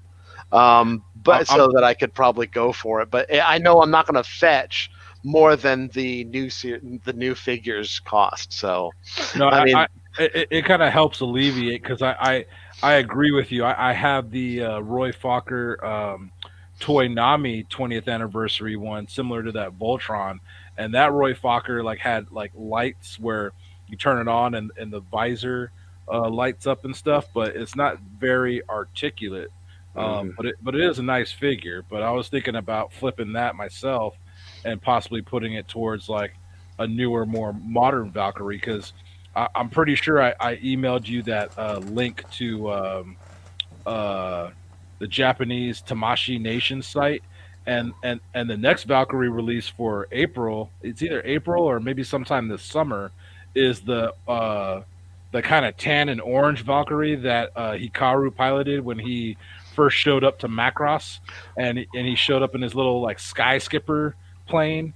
And Roy was, hey, you want to pilot one of these? Like, hey, hop on in. And Rick accidentally got, interjected into this battle that actually happened. So that's the next DX Chikokin Macross figure coming out. Interesting. Yeah. Where I'm just seeing if I can't find like um I don't have access to that particular text. Let me let, Um let while we chit chat, let me see if I can bring it up. But yeah, I mean, I'm really stoked on these figures, and it's a damn shame that the price is the premium that it is. You know what I'm saying? It's like yeah, it's well, it's like it's like rich nerd prices, and if If they you were got more more money than agreeable, sense. they'd produce more and then, sell them to the other, the US market or the world market if it wasn't for HG being so, authoritarian over their license. Let's put it that way. And yep, by the way, I'll have to say that this is not my first Soul of Chogokin figure. yeah, My first one is actually the Gunbuster figure, yep, which I do love very, very much, and I picked up from Fanime a few years back when they reissued it because evidently there was their first issue of that was like I think it was like in gray tones, but then they released it in color. So I might have to stand corrected on that, but that's how I understood it, and I did pick it up. That to me was like, oh, I'm gonna spend like three some change on this, but it was well worth it. Beautifully painted, well put together, and just like I wish I had like four of them to display them in all the different modes you could put them in. You know what I mean? Like that's how What I and feel about gunbusters? these. Yeah, yeah. It's like because you can display them in their separate ship modes. You can display them in their combined modes. They have like all of the options, and when I say all the options, I'm like all the weapons and like all the all of the everything. It's just like they have every option. You could display that figure like seven ways to Sunday and that's the way Sola Chogokin figures are. Like, and you probably already know this now, Myron, being the proud owner of the Go Lion or Voltron Lion Voltron set. Like, you have to sit there and choose which one you want to. It's like, which weapon am I going to put? He's got like 8 or 10 of Yep. them. Yep. He's got the swords. He's got all of these things, and it's just like, he's got the things that every lion holds in its mouth. Wouldn't you like to just have them all sitting there posed? Just they sit really well as individual lions. I mean, I've seen the reviews on this. Oh yeah, like their lion forms are like so dope, dude. I mean, either way, like I was gonna post them as Voltron regardless, but Mm-hmm. just articulating the lions and each lion has like ab crunch and like all these awesome poses to where like I started considering it. I'm like, man, like what am I gonna do? But I actually posed him in his like kind of classic, iconic pose, like after he forms blazing sword and the sword is stretched out and the green lion is like arm is stretched out like roaring like his hand is open. Mm-hmm. I posed him like that, and then I took my older Toynami Voltron set and broke them down in their lion forms and kind of posed them around like the new Voltron. So at least I have like a set of like lions in a pose, and then of course like this new more badass like cartoon realistic Voltron like posed the way I want it now. But I had to actually take some Transformers out of my detolf to like make room and put them in there. So I'm packing up some Transformers to store away from now, and then of course like I'm going through like my prior collection. Um, and just selling off some stuff. Like I think I'm gonna sell off most of my Henkei line except for Starscream, and then a couple universe figures, and possibly get something better from TF Source. But let me see if I could share my screen here real quick, if that's a possibility.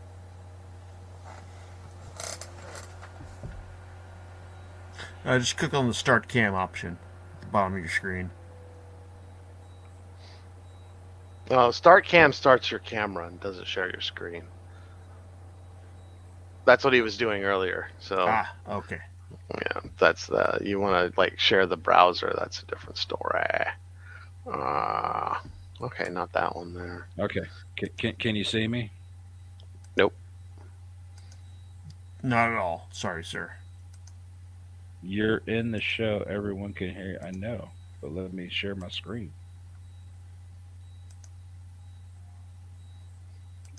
Are you sharing your screen? It seems like it. Like there's like a separate screen that popped up to the right of my to the right of my like display box.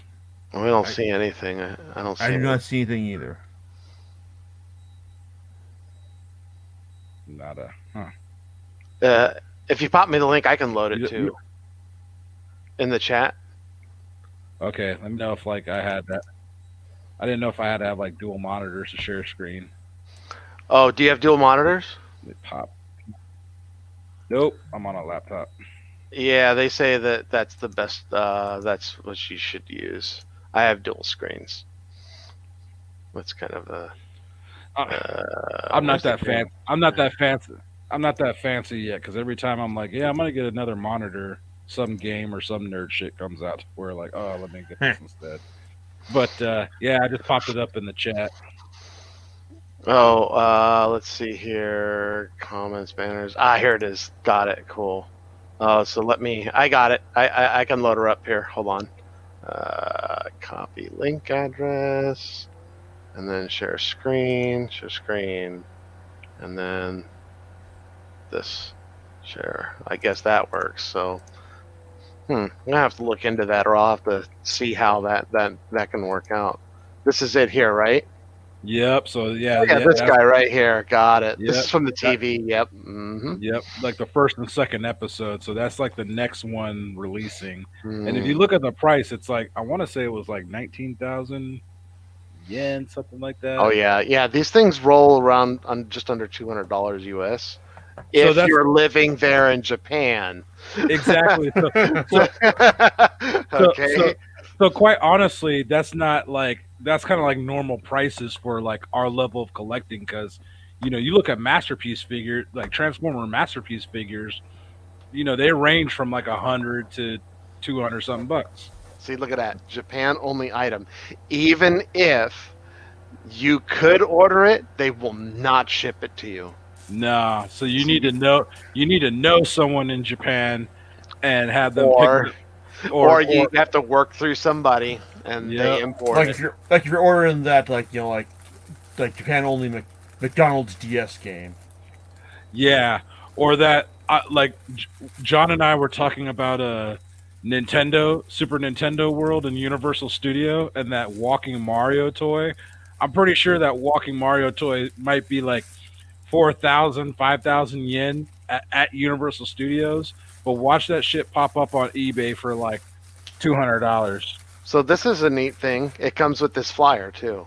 Yep, that's what I was talking about. Now, His little skipper. now what's also cool is that all of these. So this comes with a dual seat thing, which is also what you see. You can mount that on top, and if you open up the head, and you can just mount that on top with him sitting in it under the second one, just like in the TV show. But then Hmm. you have like the TV show hands here. That's what these fat ones are. And that's what my Valkyrie comes with too. It has like the Mhm. rounded hands from the Yeah, cartoon, but then more they all detailed do. ones. Okay, They they all all do do. that. Yeah, yeah, mine Okay. does as well. So they all come with that option. This is pretty cool. So yeah, they're showing off like you can put him in there and all And that. And, and it looks like it comes well, with Minmay too. yeah, it does. So it comes with the Minmay with the What? She's like in the hand. yeah. You can put the figure in her hand in the hand. That's what she looks like that right there if you see it. But it fits in the hand right here. This one's designed for that figure, Classy. isn't it? That's why these figures are so dope, dude. Because you can actually like recreate like scenes. Like if you are the type of person who enjoys doing stop motion animation, which I've done before in college, and it is very tedious. But if you do, like, you can actually replicate like scenes from your favorite episode with these type of figures. Mhm. That's how detailed they are. Oh, look at that video unavailable. This uploader has not made this available in your country. Wah Oh, Uh, wah. damn you, HG. man. What am I gonna do about that kind of crap, man? And that's what's disheartening, dude. It's like, I mean, like I said, such a beloved franchise, and obviously, like, my exposure, like, post Macross Plus has been through like you guys, because I think John, you kind of gave me like the first couple episodes of like Macross Frontier to get my feet wet with, Mhm. and Jason told me about Delta. I mean, it's like, the exposure of Macross isn't as high out here as I think it should be, because like obviously HG Harmony has, Gold's keep it under lock and key. they're keeping it under lock and key, and then I see like how much Gundam has been blown up out here, and it's like, and I love Gundam, dude, and I appreciate the love that Gundam has been shown and given out here, to where like I could walk in a Target and find a Gundam figure if I want one, so. So you know what this thing is I'm showing on the screen right now? Well, I see Hikaru's name in there, so it must be Yeah, from some. Is it from like, I don't know, some series? it's from What the series? movie as well. So Is that Hmm. is that? at the end, Yeah, yeah, I see the skull and crossbones on it. yep, that's right. So at the end of the movie, well, actually, there's a thing called Flashback 2012 where they go back and they show how the next um, Super Dimension Mega Road Fortress goes off, and Uh, and this is his ship. This is his Valkyrie that he escorts with. mm, So, and this is a very niche piece. It's a obviously. very niche piece, but it's so cool to me. And they've borrowed pieces of this design for like the VF-25, I believe.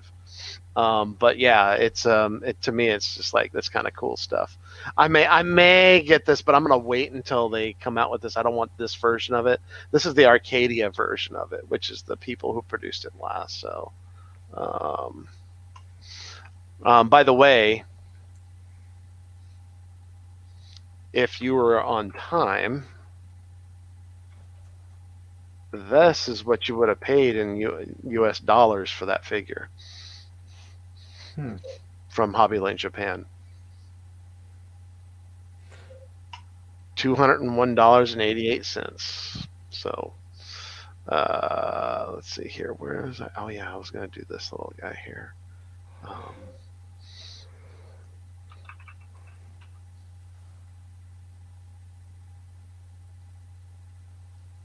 Yeah, hold on a second, fellas.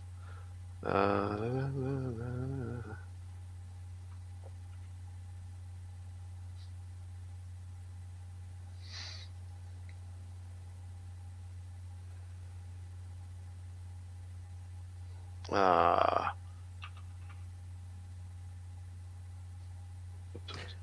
Let's see. Not happening? give me a second, guys. Hold on. I'm working on that. There it is there. So, Myron, you still with us? Yeah, I think he may have stepped out for just a second. Mm-hmm. All right, so let's see here. Here we go. If we can get some things here.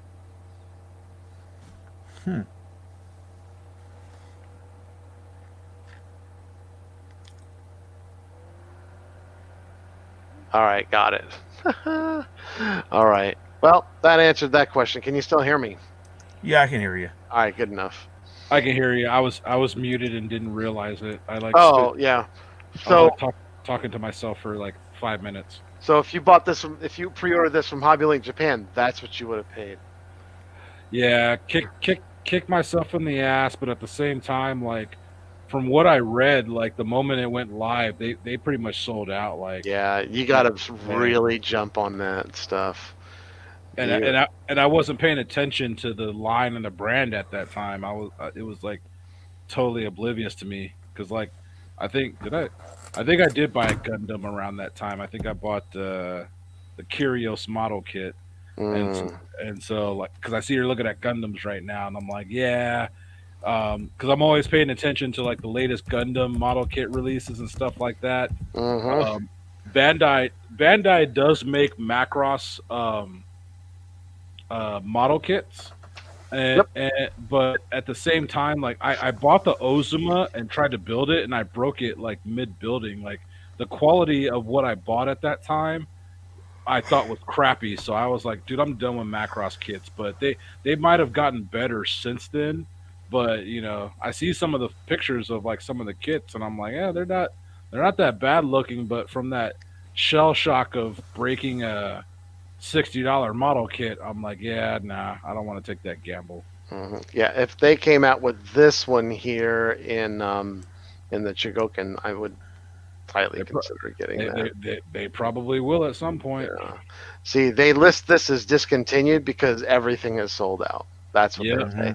They don't even give it a nice back ordered. They just that's it. So that's all you get, people. Well, from what I understand, it was supposed to be a limited run, so that's why that's why I jumped on it for like $400 instead of waiting.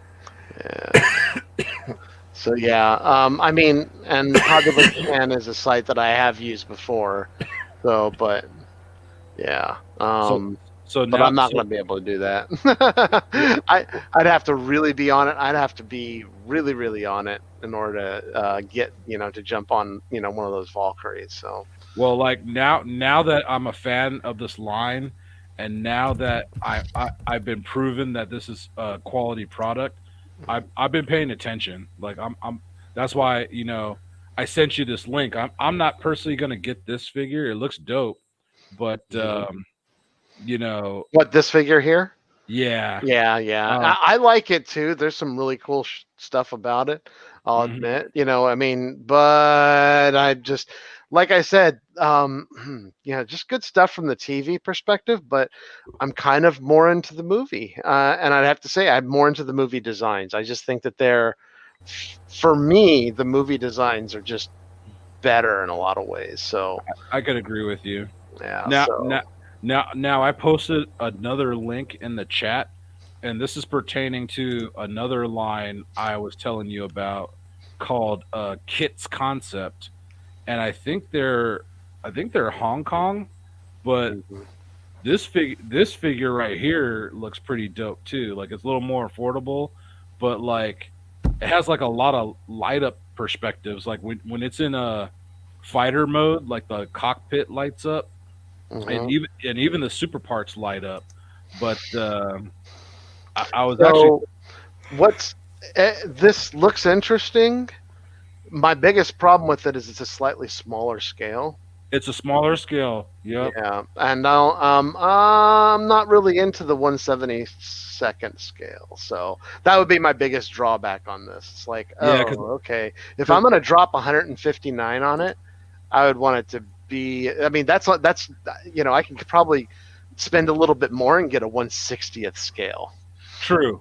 That is true. And I think because I think the price though is more so on the other gimmicks like the light up, like the beam rifle lights up, Hmm. the Yeah. cockpit lights up. Like I'll send you some videos later on. But I mean, I thought the same thing too. Like I'm all about 148 now. You know, I like after buying this DX Chigokin, I want 148 and that's it. But 172 scale with what it does, I'm like, oh, that's pretty interesting. But I do want to get that Roy Fokker figure. They're more like it looks like um, go up again. Hmm. Like that figure, like at the You mean bottom. this dude? Yeah, Oh, okay. like they're action figures, like almost like SH figure arts, like the Dragon Ball ones I collect. So I was thinking about getting this Interesting. figure just to have alongside with my DX Shigokin. Hey, look, it's the guitar he's playing when he dies. Yep. Hmm. Spoilers, sir. He dies, people. Anyway, I remember as a kid that saddened the shit out of me. I was like, well, no. it does go to show you. And there's one thing that I can appreciate about them is they didn't cut out that or minimize it. In And Robotech. yeah, exactly, which was Yeah. common to do back in Hmm. the day. Hmm. If you watch Voltron, like the original, oh man, they sanitized the hell out of that thing. Yeah, they did. Um, they did the same thing to Battle of the Planets with Science Ninja Team Gachamon. Oh, Hmm. just the nth degree. So yeah, I find, in fact, I find uh, Beast Lion Go Lion or whatever they call it. What the show that the Lion Voltron. I find it a little disturbing actually. It's really dark in some ways. I'm I just like, gotta wa- I whoa, gotta man. I gotta watch the original Beast King Go Lion. Yeah, Beast King Go Lion. I don't know if that's available streaming on Amazon, but You mean something about the bad guys fighting for their parking spaces, like in that fan dub I saw? What? Fighting for parking spaces. Yeah, it's like I saw this fan dub like back in the day. I think it might have been back in like Fanime when it was at Santa Clara when they had like it was like Voltron like hellbent for leather. It's like and like I think like this is like the villain of the week was like saying like was like trying to like who's gonna take out Voltron and like the main bad guy I can't remember what his name is. He says like if you King win Sarkon. you can have his parking space. So yeah, That's that was the thing right there. And when he lost, like the main bad guy's right hand man said, like, I get to keep my parking space. that's So funny. Because uh, Zarkon was twisted. He always had like these gladiator type fighting tournaments where like he'd make minions fight for their lives basically. So yeah, I this time it was can all see that. about fighting for parking spaces. That's funny. by the way, that's you can yeah, you do see that, and like Yeah, it's pretty violent, man. Um, Yeah. but yeah, if you have to watch it, I think some of that's available. Actually, it looks like you may be able to get all either on Amazon streaming or just on YouTube. I think Beast Can Go Lion will bring it up. By the way, um, uh, you know, our buddy Dennis, he's one of his classic series is Voltus V or Voltus 5. Oh, I didn't realize that because Yeah. I was trying to find him a dope Eureka 7 gift because I know he's like really into that. So I wanted to try to find something dope for him So for his birthday. yeah, well, I mean, they do have a Soul of Chogokin Voltus V. There it is, right there. See, I don't even know how much this is, to be honest with you, but yeah, he's this is like one of his childhood series, as far as I understand. But I don't know if he knows that this is out, and I should just text him that. But And uh, apparently, if you search like Voltron Hellbent for Leather on YouTube, that it seems like that fandom is there. Okay, okay. I'll look that up. Let's take a I'll look here. Oh yeah, this is only $1,000. only yeah. Hopefully I hit that lottery this weekend. Yeah, exactly. Because then you can buy your friends all the Sola Chigokins they want. Yeah, cause yeah, cause I told Rob, like Rob has been wanting to get Voltron for a minute because he's never had he's always wanted the Lion Voltron, but he never got it as a kid. He always told me his dad got him the car Voltron when he was a kid. That's like his association to Voltron, but he bought the Lego Voltron like last year, Mm, and that's the only one he has. And so I told him about this Sola Chigokin man. Go Lion, and I also told him about the Dairuger Sola Chigokin. And so I'm waiting to hear back from him because we might go to Frankenson's this Sunday because he might pick both of them up.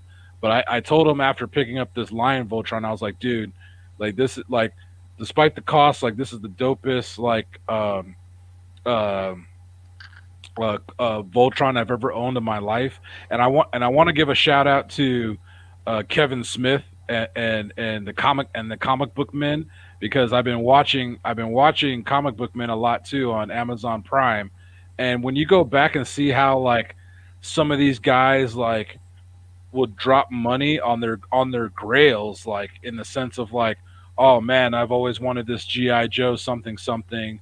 I'll pay $500 for it, or they'll charge $500 and try and negotiate it, or like, oh, I've always wanted this comic book. The first appearance of Punisher, it's this much, and as a collector, especially if you're a hardworking, a hardworking citizen and you want to reward yourself and treat yourself, there's nothing wrong with like dropping, money on items that make you happy or are reminiscent of your youth because it's like it's member berries. Like it just brings you back to a time when things were simple and things were just wondrous uh, to your imagination. And so that for me, that has always been uh, um, the franchises of the '80s, specifically Voltron, Robotech, Transformers, and Turtles. Because I don't drop as much money on Turtles, but I have some dope ass turtle products. And then of course I see that Goku Black you just passed. Mhm, Dragon Ball is another franchise for me when it comes to like member berries and mhm, and what I was into at that time. That Dragon Ball is a timeless anime franchise to me, and mhm. my Dragon Ball collection is deep. By the And way, back in the day, like you see this cyclone right here, from Mospeada. So yeah, back in the day, I had one of the original ones that could transform into the entire armor and that would fold over and I had the big one uh and huh. small ones. Is The that big one, it's is amazing. And by the way, this guy Rocket Punch Army, he reviews a lot of Soul Chogokin stuff, a lot. And okay? you can kind of look here, like it's one of his main things, and so like He does some Transformers, but you can see he does do the Dieruger 15 Voltron. But yeah, he does a lot of these as well. So Now you recently got the Die Ruger Voltron. Like, how did you open up that yet? no. I did open it up and I took a couple of them out and then I put it back before I took my trip to California, my quick one, and now Mhm. I'm going back. Now I'm gonna. I'm just starting to get settled back in, and after a good week of work. By the way, he does review these as well. The Action Toys. What do they call it? The Machine Robo. The reissues. Oh yeah, Essentially, yeah. of the GoBots, right? If you will. Hmm. Think of them as I don't like to think of them as masterpiece, but they are better designs. They're essentially just souped up designs. So, Oh yeah, but yeah, he does the Voltus V or Voltus 5, if you will, Soldier Kogan, but he does all of them, and he's been pretty good with it. So yeah, I recommend this site. And he does yeah, do a few Transformers reviews here and there, but his main thing is is Soul Chigokin and those types of robots. So it's good to see someone like that. And of course, I've always liked Kuma style stuff. So hmm yeah, he's got. I like the way he does his reviews, and his photo. He does some amazing photography. For things, and you can sit there and scroll through his photos and stuff. I think it's on. I, I agree. Like, not that the money was burning a hole in my pocket, but I was just like, I got a lot of gift cards for Christmas, and I'm like, the main things I wanted to get, which I already bought, prior to Christmas due to supply and demand, was the PS5 and the Xbox Series X, and Mhm. so like I still got a couple gift cards that I'm saving, but I was like, man, like what is out there? Like, I got the consoles I wanted to get. Most of the not Soul Goken, but SH Figure Arts Bandai Dragon Ball figures I already, like, pre-ordered and paid off and things like that. Like, what else is out there?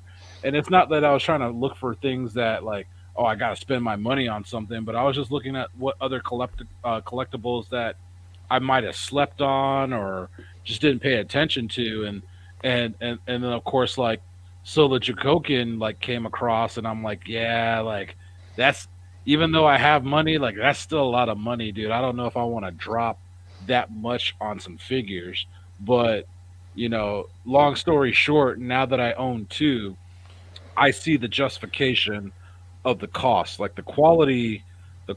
like, honestly, these are better than any Takara masterpiece figure that I own. Oh Like, yeah.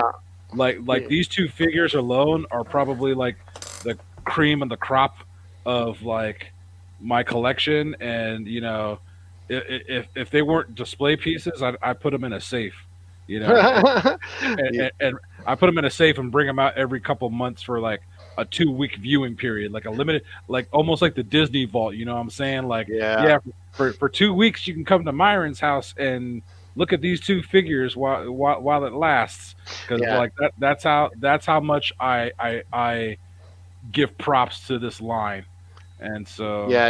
What you should do um, and this is what I'm going to do is I would like to not simply just design a display. I want a display where I can put it in and show it off appropriately with any accessories, but also that yeah. I can take it out, change it, put it in there, and change like the look of it once in a while. No, That's where I'm at, and actually that's how I treat a lot of my Transformers as well. It's like, but I really want to, and I don't necessarily need like a good diorama around it. I don't know how much time I'll actually spend on something like that. I could, but I'm more interested in like just centering the piece in some areas. I don't like, I mean, the way I have some of my stuff displayed, it's just kind of just sits on a shelf, and posed. But, I like to really showcase my stuff. no, I agree with you, because that's how I am with my Dragon Ball figs with the SH Figure Arts, because they're so dynamic and so posable, like you can recreate any of your favorite scenes from the anime or movies, and I have so many now that I'm running out of space. Yeah. So like I'm like, okay, I might need to get another detolf like very soon, not just for the Dragon Ball figures, but to just offload some space to where like, okay, this next detolf will be like these top two shelves will be like my Solar Chigokin, and the bottom two shelves will be my remainder Dragon Ball displays. But we'll see how it goes along. Like right now, I'm going through that like reevaluation of the collection of like, okay, what can I like sell off and reapply the trade off to. So I'm kind of going through that right now. But and also like, kind of segueing, we're bouncing all over the place with our conversation, but you Sure. know, segueing from just into anime in general, like what you said earlier too, when Netflix marketed Transformers as like a Netflix anime original. I think because of that like void of like, yeah, what really wasn't anime to me. Like I'm getting back into like anime a lot more hardcore. So like I started watching, Macross and Robotech. Right now I'm really hardcore into JoJo's Bizarre Adventure. Like I bought Golden Wind, which is the newest series. So I have season one of Golden Wind and plowed through that, and I have season two on pre-order. So now I'm going back and watching um, the third. Well, I guess technically, it's the third series, Stardust Crusaders, because I haven't really finished it. So I'm going back and watching that, and I think that being in this like anime fanboy mode right now after like watching Macross and Transformers and all this other stuff. Like I'm looking at other collectibles now too. Like because honestly, from the Transformer line, the only things I'm excited about is the '86 Studio line, and it's pretty much right now Grimlock, Hot Rod, and Jazz. Those are the only three I plan on getting, but there's really nothing outside of that per se. So Yeah. Yeah. I tend to agree with that. Also, I got maybe a couple of the Kingdom figures coming in, but the Studio series, I'm eager to get my hands on those, and I don't mind. I know some of them have been showing up like in stores and stuff like that, but I'm totally Hmm. fine with like them being shipped to me from. I bought all mine through Hasbro Pulse, so I'm like, okay, okay, fine. When they ship, and when they get here, they'll get here. I'm not gonna run out and do the hunting if I've already got them ordered, and yeah, I'm guaranteed to get it. yeah, and I'm kind of over that now. Like I'm kind of over the hunt, dude. Like if I'm in Target and I happen to see it, it's like, oh, okay, cool. But then like, if I really want the figure, I'll pretty much pre-order it from Amazon. And I totally forgot about Hasbro Pulse. I got to look into that. But I mean, when it comes to the Kingdom line, the only figures I'm really excited about are probably Warpath, Inferno, um, and what's it, Cyclonus, and that's probably it. So Oh, and Huffer, and that's it. so here's a interesting thing for me. I'm kind of tepid on some of the movie figures, and I don't know if you guys know this or not, but what do I mean by tepid? I mean like I like Springer, I like RC, I like Ultra Magnus, I like Cup, I like Hot Mhm. Rod, but I'm not really like, and I do collect those. I collect some of those figures. I do have them, but I don't necessarily need masterpieces of them. Um, I'm a very close to and I heard this term, so I'm going to start using it. But when I started collecting Transformers, I just like to keep it very close to what I call the arc set. I agree. Yeah. And, like I like the combiners, like, Menasor Superion, Bruticus is one of my favorites, Computron, things like that, that even go into the third season of the Transformers. Hmm. But when you're talking about like the little bits and like the other figures, I don't necessarily my the set that I pretty much have almost all of. I would probably need to get a few more. Are the arc ones, and that's it. Like if I had just that set, and I have all the mini bots, by the way, either they're made by third party Yeah, or they're original masterpieces. And now I'm not talking about the Bumble. I'm not getting that Bumblebee, the 2.0 Bumblebee. But I do have like the Seekers, Megatron. He is a KO. I do have the KO version. that's a great one. Yeah, it's very good. I like it. I have them Soundwave, too. the cassettes. And yeah, I do have Shockwave, of course. But there's a few others that that kind of extend out of that. But I like having the core there. So that's that. I'm very happy with that piece. Anything else I can kind of collect is what they call kind of chug stuff, Yeah, chug scale, because I like that stuff. So, and there's stuff like I do like collecting some. I have some G1 pieces as well, but that's going to go in a separate cabinet, to be displayed separately by themselves. So, and um, and see, and I totally agree with you on that because like when you're introduced to the Transformers series, like those arc characters are like they're the essential when it comes to the franchise. Like that's why like when it comes to all the big base robots, like I gotta get Omega Supreme. Like yeah. this was it Earthrise or War for Cybertron? Uh, War for Um, Cybertron. War for Cybertron. He's right. yeah, this War for Cybertron Omega Supreme, like I had to have that. Like whether I had the room or not, like Omega Supreme is my dude when it comes to the bases. Second would be Fortress Maximus, which I got during the 2013 Comic Con, and then I think third would be Fortress Maximus. Like anything after that is kind of like whatever. Like Yeah. I really do want Scorponok because Scorponok was like the first and only Decepticon base I had as a kid. I remember my grandmother bought him for me for my birthday when I was like in second grade. So I You mean, know, the Scorponok. I guess it's that's War for Cybertron or Scorponok, right? That figure. yeah, it's I have it. Earthrise. Yeah, Uh-huh. it's Earthrise. Bobby put it on his list of most surprising Transformers. He's like it's one of his favorites from last year.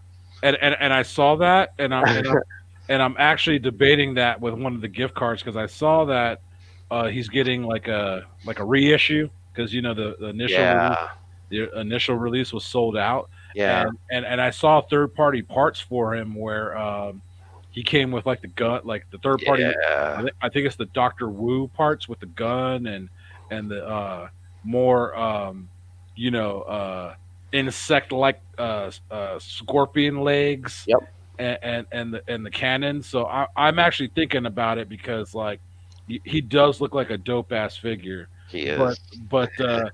but I agree with you in the sense of like when it comes to the arc characters like your blue streaks and your jazz and iron hides and Yep, stuff like that, yep. like those are characters that I remember so vividly from the original series, and when some of them died in the uh animated movie I was genuinely upset. Yeah, But Wheeljack. I love like Wheeljack. One of my yeah, favorites. exactly. Like and aside from Perceptor, who like was a different type of scientist, like Uh-huh. he didn't hold a candle to Wheeljack when it came to engineering anything. But when it comes to the movie characters, though, I do have a soft spot for Hot Rod, RC, Springer, Blur, Ultra Magnus, like those main characters from like the movie poster, and they're a little bit more obtainable than, at least to me, they're a little bit more obtainable than trying to collect every uh, G1 arc character. Yeah, yeah. And that's why I get envious of you sometimes. I'm like, oh man, you got that power glide, man. I should have got that shit because now I can't find them. But I would have rather have like had that line over anything else. But right now it's like, okay, if I can just get a masterpiece style cup, RC, and blur, then I'm good. I could recreate that poster scene at least, Yep. and I don't plan on Yeah. buying Well, $700 Unicron. yeah, no, that's off. No, that is like I don't even care about the third party version of that thing. Like I don't, Mhm. I just zero. I care zero about it. I give zero f's about it. Let's put it that way. I don't. It's like not on my radar. I do like some of them. Like like I like the War for Cybertron Springer. I really do. But when what's criminal is we haven't ever had a masterpiece version of Blaster or his No. effects. And I just keep waiting. Like I have the KFC version of it. It's Hmm. called KFC. I forget. But I do have that. It's But it's like I'm Keith's fantasy. hoping, yeah, Keith's Fantasy Collectors or something like that. Anyway, Mhm. um, I wish that in the movie, because that was a piece of it that was really important. And Blaster was, he is a continuing character. They should try to bring him out there. I don't care if he's like a leader class or if he's like the same scale as like Jetfire or whatever. Just give us one, man. Like we need that. I think we'll get a proper one eventually because what was the last one? Was it from Titans Returns or that line where he was Yeah, it was more terrible. I'm where he was sorry. That yeah, it's awful. That thing is terrible. Like his head looks terrible. yeah. And he's just not good. Neither is the sound wave from them. Just not good. So yeah, it's pretty. Yeah, we could really use it, and the cassettes because you want to recreate that scene. But it's very interesting to see how they progress from like the Combiner Wars trilogy to like the War for Cybertron trilogy figures. Like they've gotten better and better and better with each iteration. And so like, we both have figures from that line and I will honestly say I'm looking at them right now.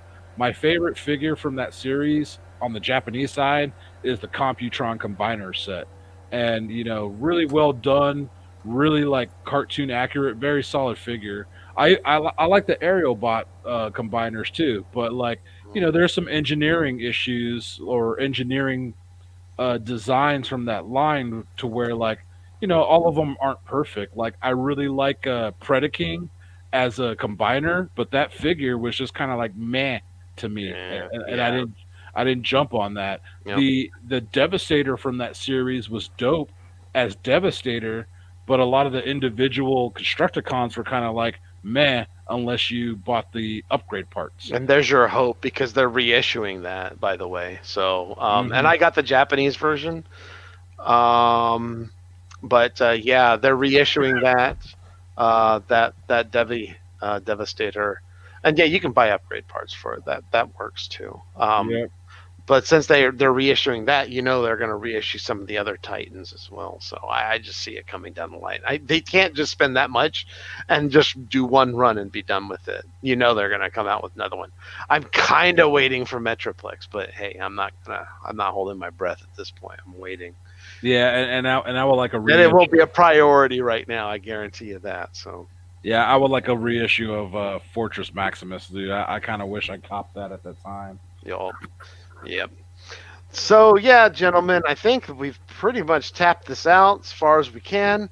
We've talked about Macross and we've talked about Earthrise and we've talked about uh, everything related to those franchises in one way or another. I mean, no, we didn't really go in depth in Macross 7, but Who Let's not. cares? let's think about this. Macross 7 is better than Southern Cross. Did we come to that conclusion? No, we did not. Okay. Yeah, I don't know. Yeah, that might be a tough one. Um, but yeah, for sure. Next time when we do this, we'll have to bring you back down memory lane another way. So hey, thanks for joining us, everyone. Thanks. Indeed. Thank you. Always been a pleasure, and enjoy these conversations. Yep. Mm-hmm. See ya. Later.